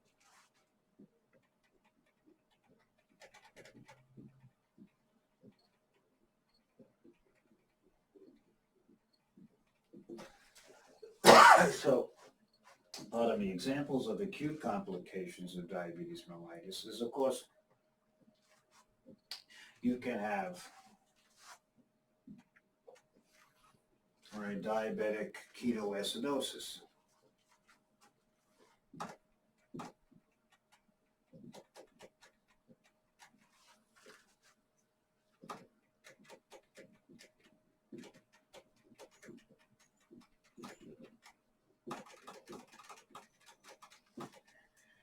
Diabetic ketoacidosis is we're going to do this because you have to do this in blood. You have to do pH again. pH is a big deal in nursing. You're going to see that in your med-surg courses. Diabetic ketoacidosis is a complication that's seen usually in type 1 diabetes.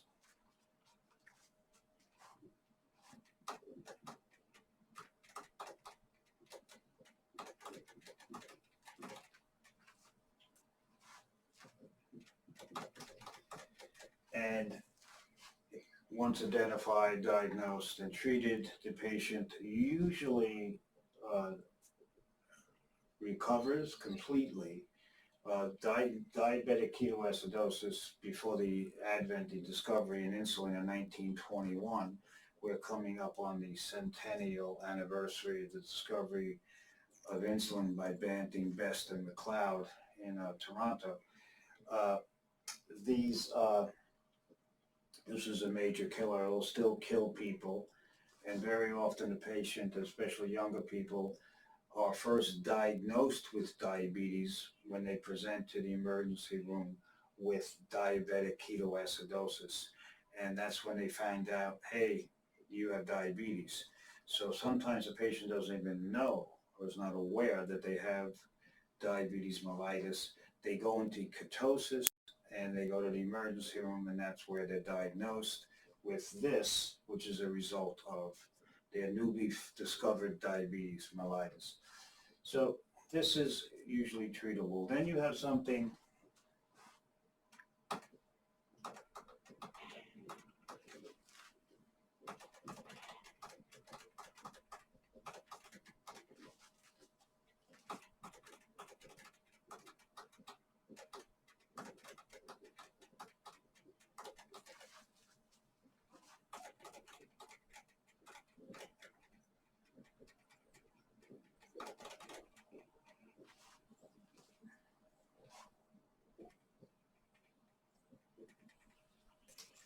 it is called non-ketotic. That means this patient is not in ketosis. Hyperglycemic, that means this patient does have a high glucose level. It could be 800, 900, 1,000.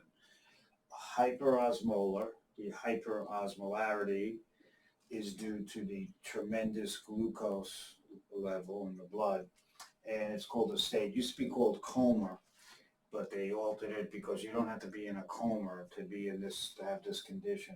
This is very often seen in type 2 diabetes.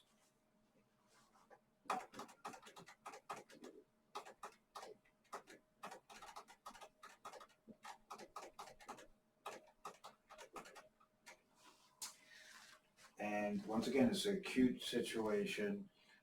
It has a high mortality rate if not treated aggressively and recognized early, especially in the older diabetic who has other medical conditions besides type 2 diabetes.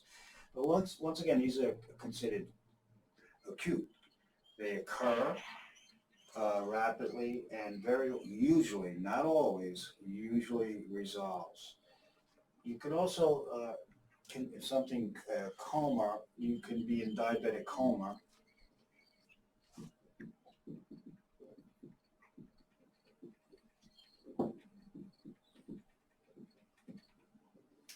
This would be considered a metabolic coma because it's due not to a brain problem. This is due to a disorder of metabolism in which the brain is now dysfunctioning. In this case, the diabetic coma can be either hyperglycemic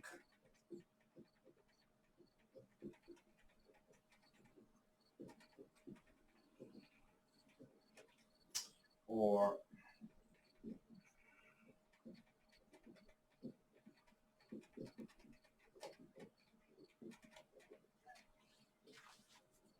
hypoglycemic. So the best way to determine if the patient's in coma, you think it's due to diabetes. The next question, is it due to too much sugar or not enough? So the quickest way for the RN, especially for the boards, is check the patient's finger stick.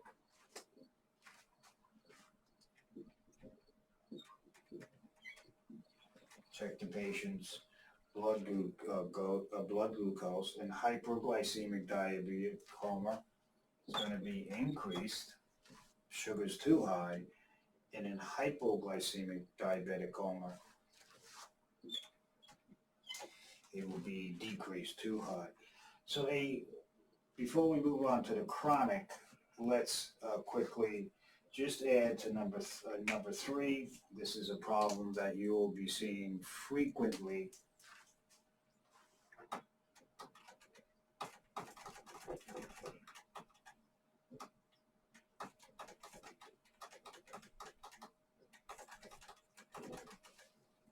Hypoglycemia. This is a very common complication of diabetes mellitus, very often because of the patient on medications, the patient not eating properly, taking their medication, or the patient performing exercises or some sort of physical activity where they don't increase their caloric input and take their medication. So hypoglycemia you will see frequently in the hospital environment as future RNs. So these are some of the acute complications of diabetes mellitus. And there are others, but these are, of course, the most identifiable, the most serious that can place a patient in the hospital and that you'll be exposed to. Chronic long-term complications are, let's erase this.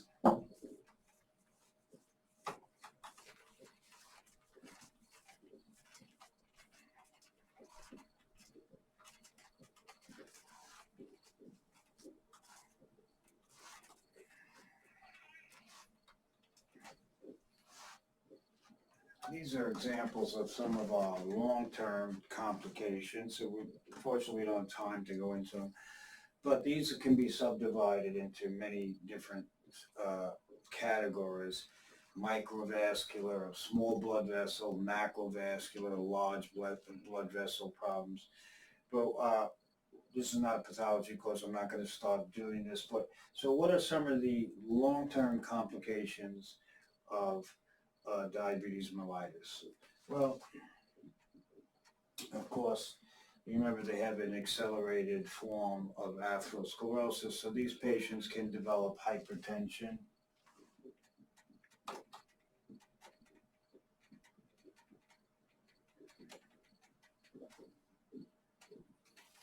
They can increase risk for stroke, CVA.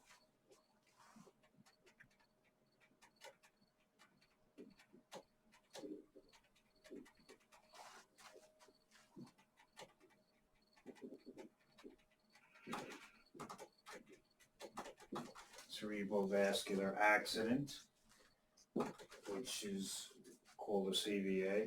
Their increased risk for myocardial infarction, heart attack.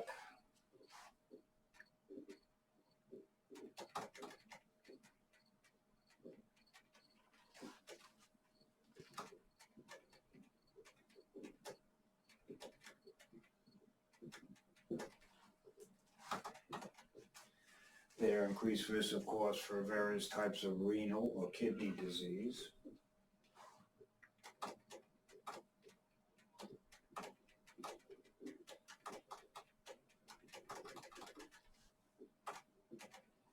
Of course, eye disease, diabetes, is a leading cause of blindness, a major common cause of blindness.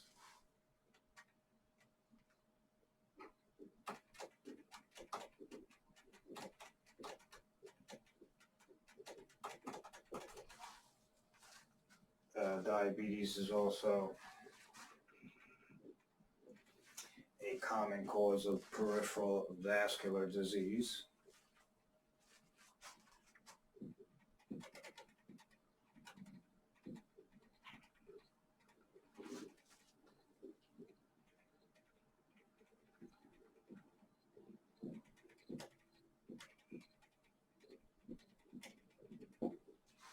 So this will involve the patient's blood vessels and interfere with blood flow to the cells and tissues.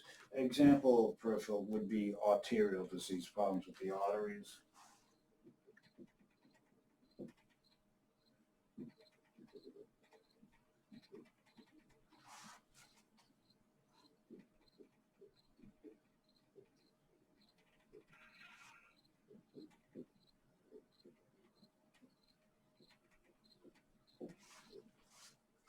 And blood flow. If you can't get blood to an area of the body, for example, your toes, that increases the risk for infarction, necrosis of the toe.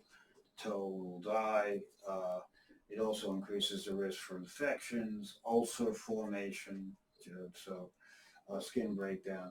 So blood flow is impaired in uncontrolled diabetes. And then one more is you also have neurological or nervous system problems.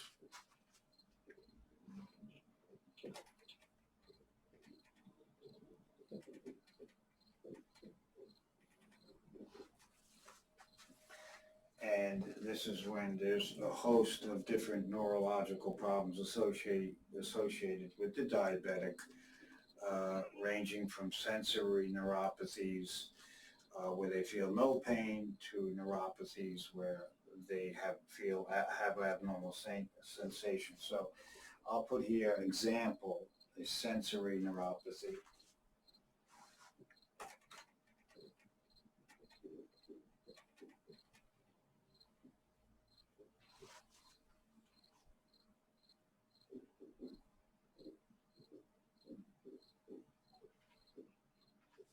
And I'll give you over here an example of sensory neuropathy.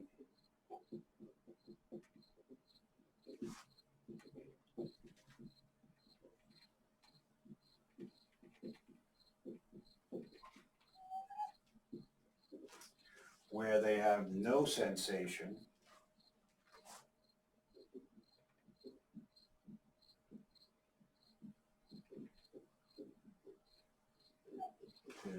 They have anesthesia. They don't feel anything. Example, they do not feel pain.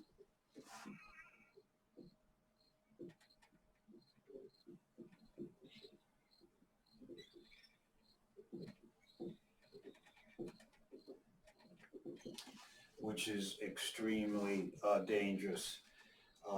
You can step on a nail, put your foot in boiling hot water, walk over glass, have a pebble in your shoe, and not feel the pain, and before you know it, you have skin breakdown and severe infection.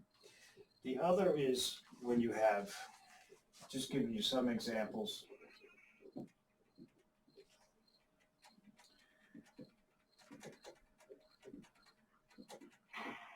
something called paresthesias, and paresthesias are abnormal sensations.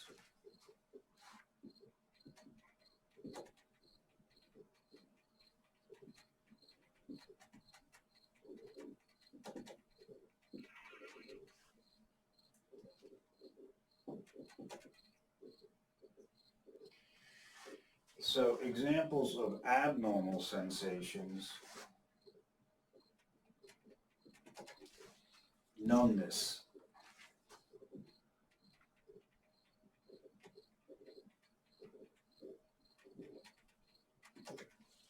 tingling,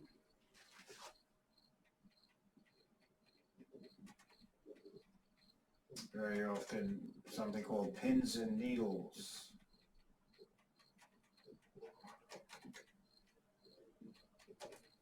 you can have a crawling sensation,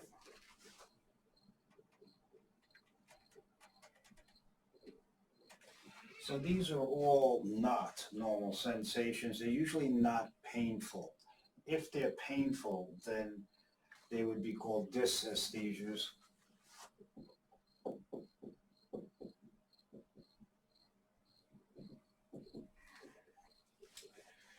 And dysthesias, and dysthesias are painful.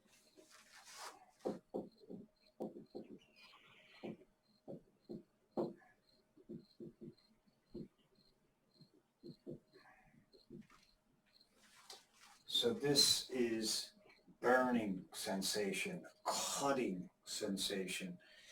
So paresthesias are very common. These are still severe enough to interfere with the patient's quality of life. They can't sleep, they can't work.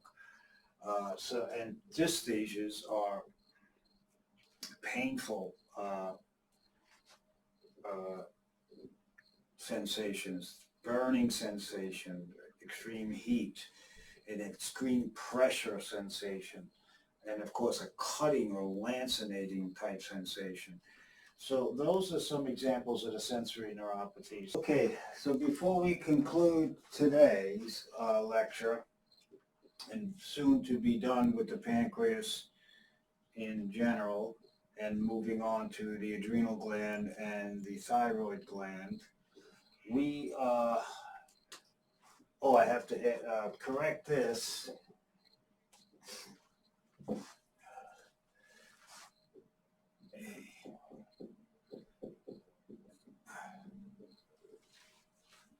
Dysesthesias. I left out the ES. Got ahead of myself. So there you see esthesias, paresthesias, dysesthesias. So dysesthesias are abnormal, painful, and I'll put here,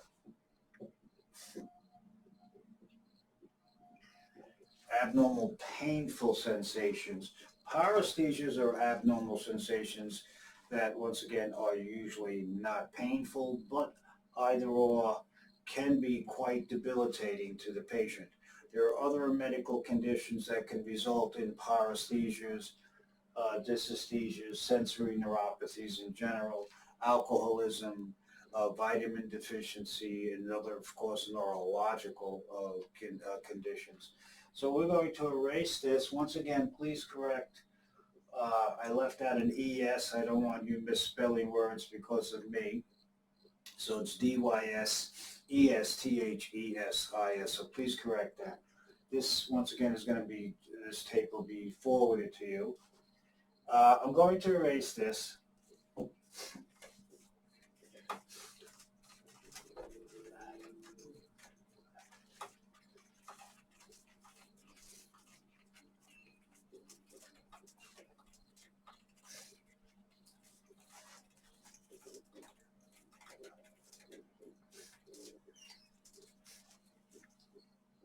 And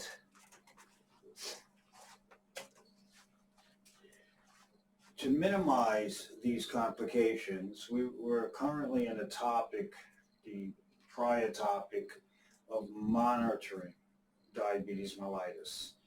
And we said that by monitoring our condition, the glucose level, we can adjust our medications, adjust our behaviors to either lower the glucose or increase it if necessary.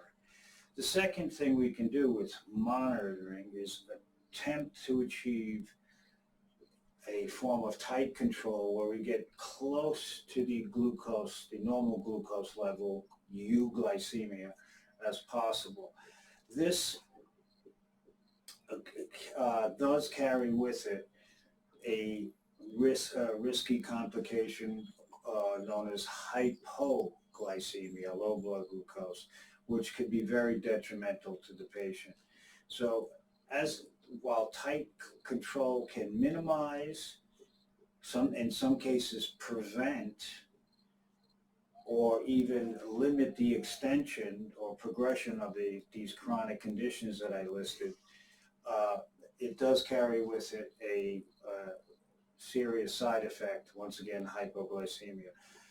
So we monitor, here are some, not by no means all, there's very sophisticated monitoring systems now for the disease of diabetes, but let's do some monitoring methods that you're likely to be asked on the NCLEX.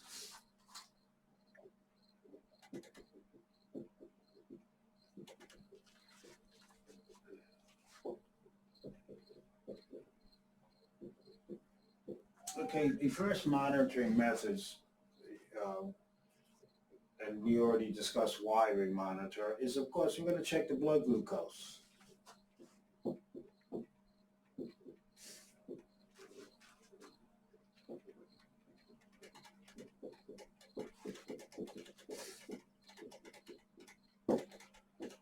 Now, of course, this can be done several ways by checking the serum, doing a blood test, checking the blood glucose.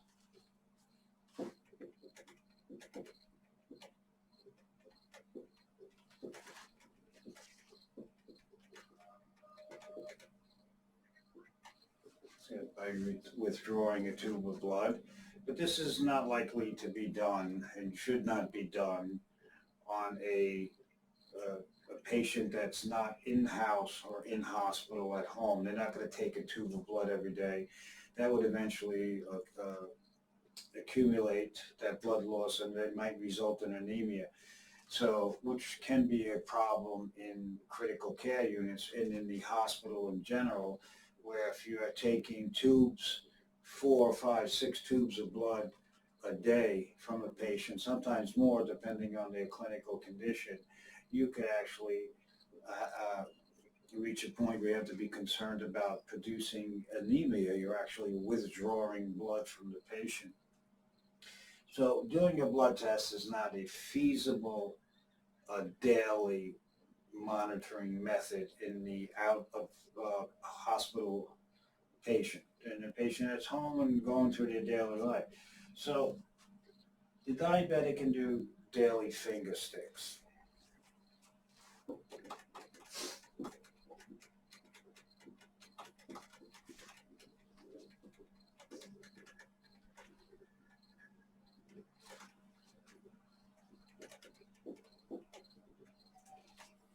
And there's all different types of monitoring methods now, which many are not painful or have minimal discomfort for the patient.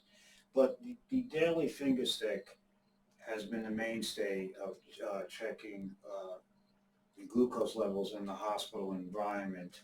And this is not comfortable for the patient, and the patient can have finger scarrings. It is still used, but then, like as I said, we're not going into all the various monitoring methods that are available to the diabetic patient. But the daily finger sticks, these are done for the NCLEX before meals.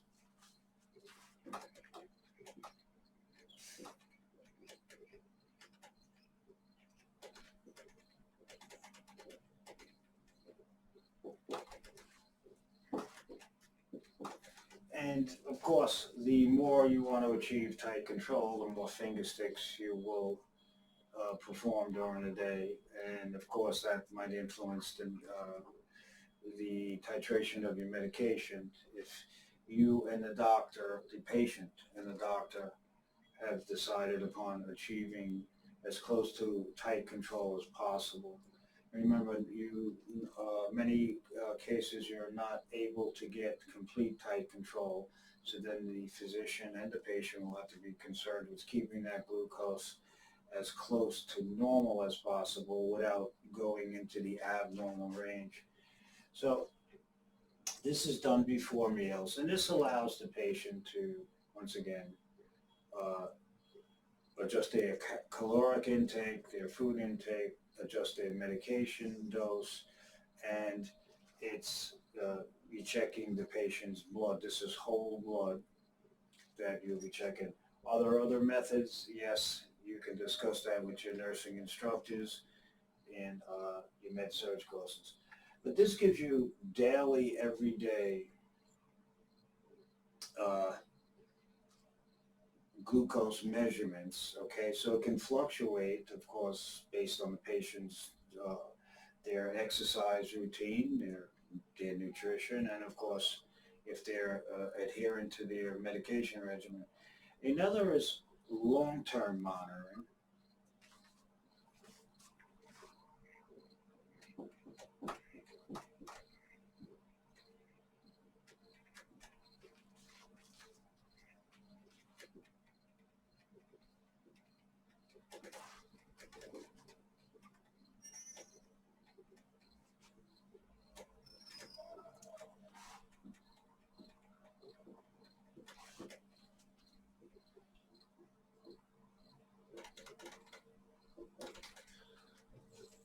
This is long-term monitoring of blood glucose, and this involves a blood test also.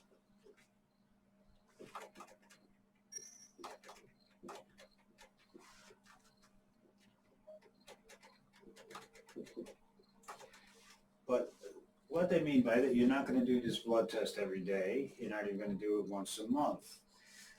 This is going to give you data about the patient's overall glucose or state of hypoglycemia over a 2-month period. So this gives you information about the fluctuations of the patient's blood glucose over 2 months. So this is called long-term monitoring. So this will give you data about the glycemic control over, say, a 2-month period.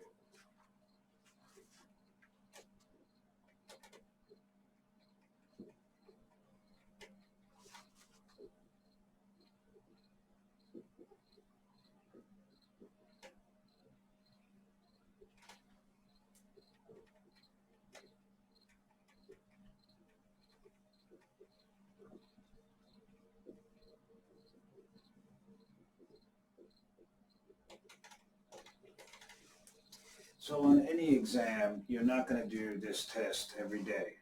You're not going to do it once a week. You're not going to do it once a month. You test, depending on insurance company, a test can be performed every 6 weeks, probably 8 weeks, 2 months.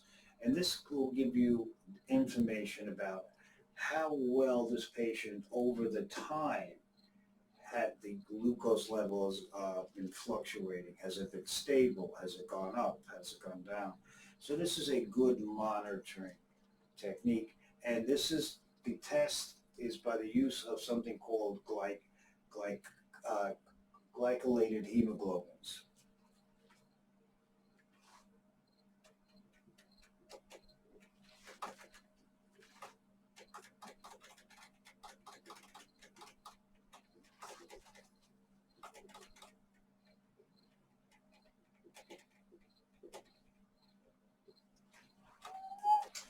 Glycolated means, glycation means the attachment of glucose to a protein. This is common. It happens in all of us, and normally. And the glycolated hemoglobins The one that is used to monitor diabetes is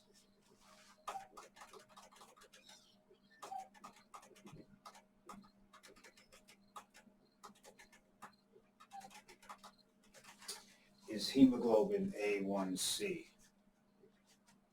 HB is for hemoglobin. This is A is a type of hemoglobin A1C. So there are many types of glycolated or glycosylated hemoglobins, and this is used to monitor diabetes over a long period of time, 2 months or so.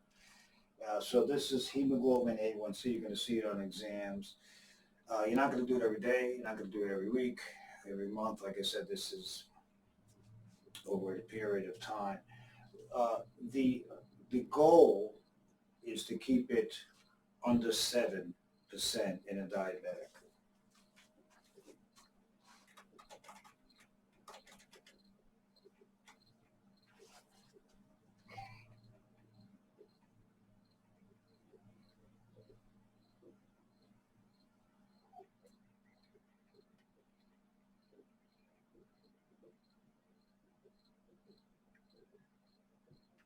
So the glycolated, glycosylated, and I'll actually, your books might use that.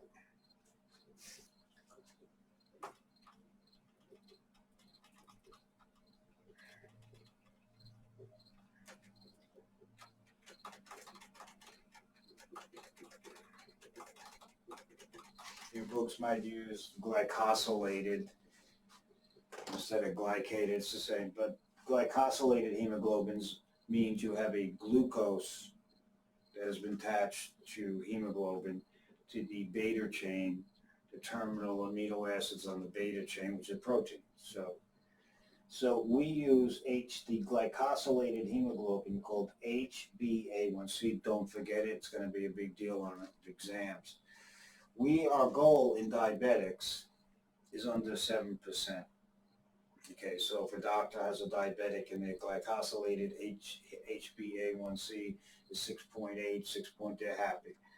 Okay, if it's starting to go up above 7, they're very unhappy. So therefore, the doctor or the nurse practitioner will adjust their medications to get better glycemic control, bring that glycosylated hemoglobin under 7. So it has benefits of this, because a patient here's an example, patient in the clinic,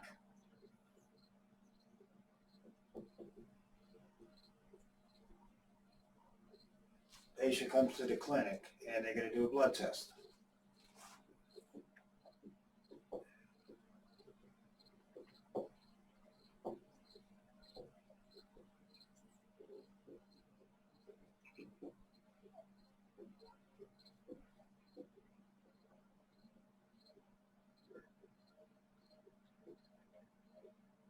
And the glucose is 100.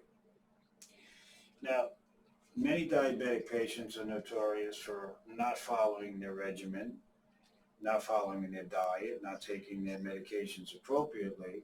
So when they know the night before that they're going to be coming into the diabetic clinic, they'll take their meds, they'll watch what they eat. So when they come in, you measure their blood glucose will be normal. Now, I take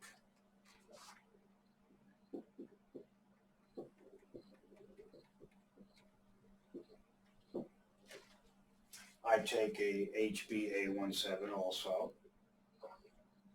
and wait for the results.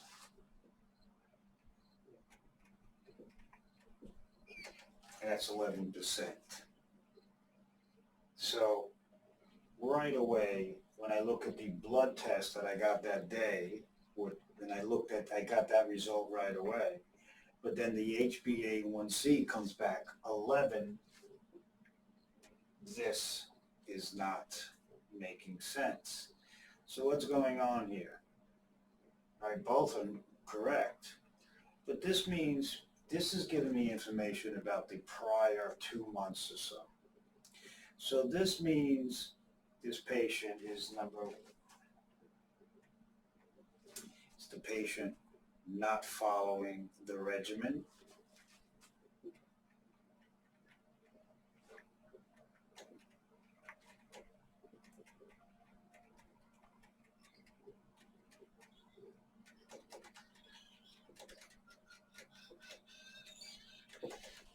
It's the patient not taking their medications, the patient not following their diet. And they only decided to do this because this will give me, if they take a blood test or a finger stick, it'll be normal if they took their medication that day and they watched exactly what they ate. So the patient could be not following their regimen for the last 2 months, but they come into the clinic, everything looks great. But at the other end, maybe the patient is following the regimen and they might need a medication adjustment.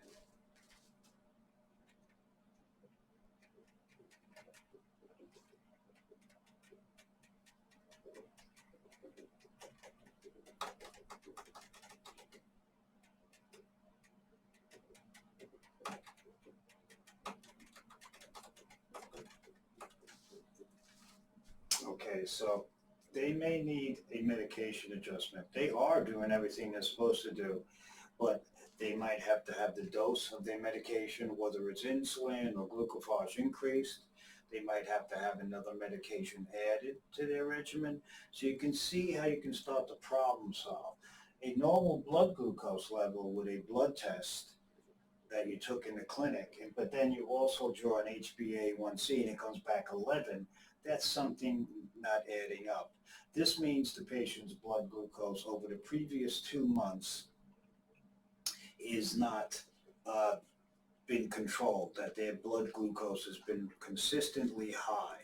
Why? Patient not listening and not adhering to their treatment regimen, or at the other end, the patient is, but they need medication adjustments. So start to figure out like that. This is what RNs do, and this is what you're expected to be able to do on a NCLEX problem solve. The reason why this gives us information, and we're almost done for today. I'm just going to do measuring urinary ketones. The reason why this gives us information, the HbA1c, this is in the red blood cell, all right, and the lifespan of the red blood cell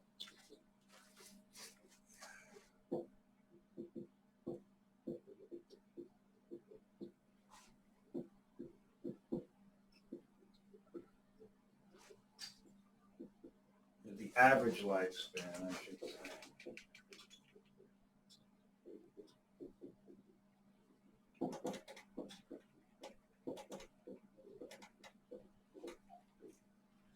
So the average lifespan of the red blood cell, RBC is red blood cell, another term is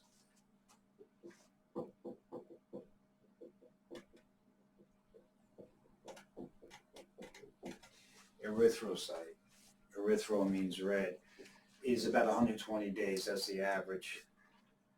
So the hemoglobin that we're talking about is, of course, in the red blood cell. And so when the sugar attaches to the hemoglobin, it's called glycosylated or glycated hemoglobin. The one we use to measure and monitor diabetes is called the hemoglobin A1C. HB, hemoglobin A1C. Okay, and that's used to monitor. So that monitors long-term, over 2 months or so. All right, so we're going to erase this, and in the next 5 minutes, just touch upon monitoring the ketone bodies in the urine, and then conclude for today.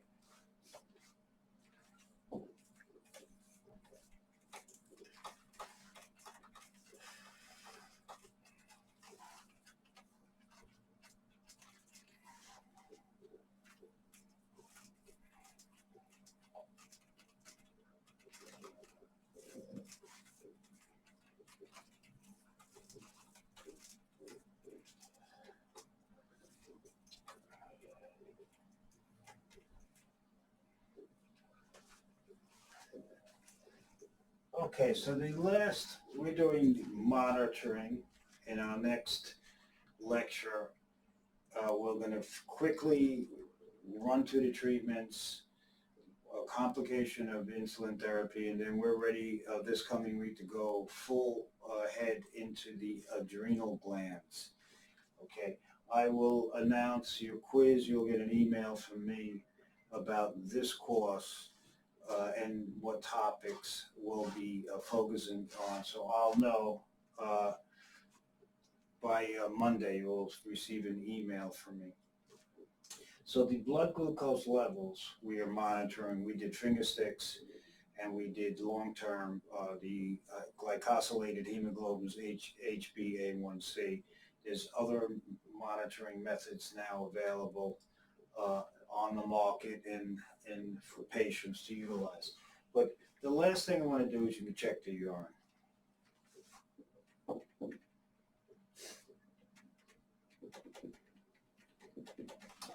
And you can, of course, check the urine for glucose.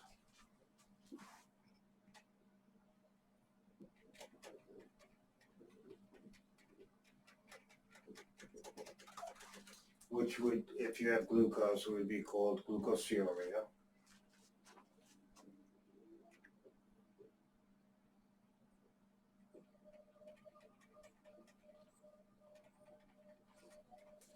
And some books will refer to as glycosuria, same thing. Glycose just means a general term. Glucosuria is presence of glucose. It's actually referring to glucose. So if your blood sugar is high, if you do a finger stick, invariably your urine is going to be high. So, but you can check your urine for glucose, but you're doing a finger stick. But in checking, a key thing with checking urine is you're going to check for urinary ketones.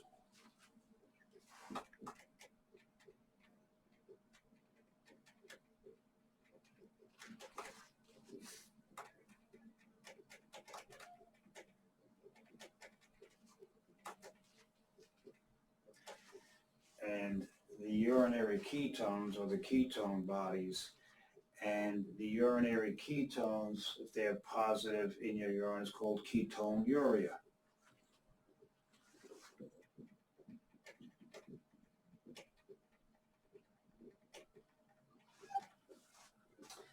So if the patient has glucosuria, I'm upset. But if the patient has ketonuria, I'm more upset. All right. And there's different dipstick methods where you range from no ketones to +1, +2, +3, +4, meaning none, 0, and all the way up to 4 means a dramatic amount of ketones. The ketones, the ketone bodies,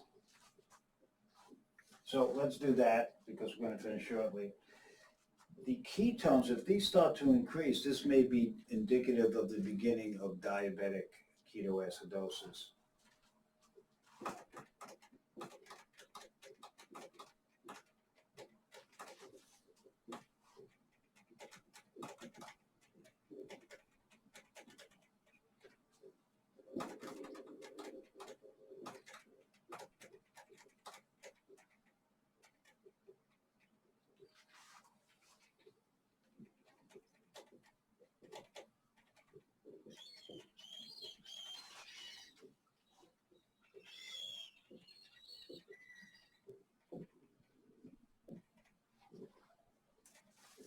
And we'll briefly touch that this week.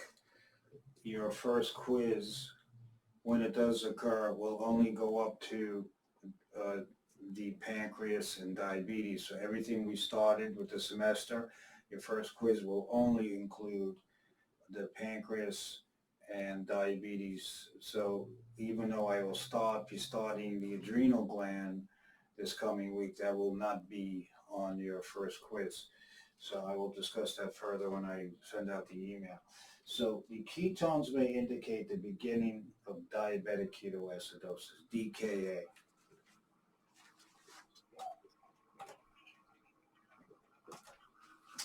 the ketone bodies are. You can measure these in the blood also, but we're talking about a patient monitoring at home.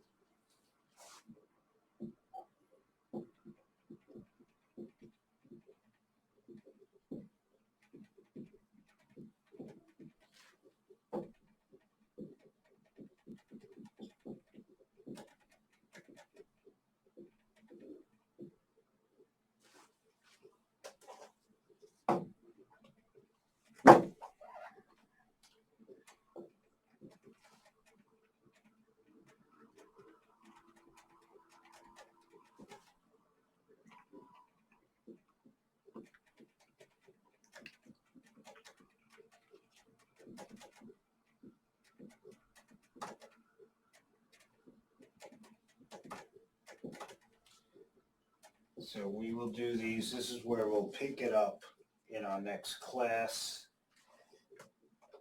Spend just 15 more minutes or half hour on diabetes, and before we progress to the adrenal gland. This acetone produces a fruit-like odor on the breath.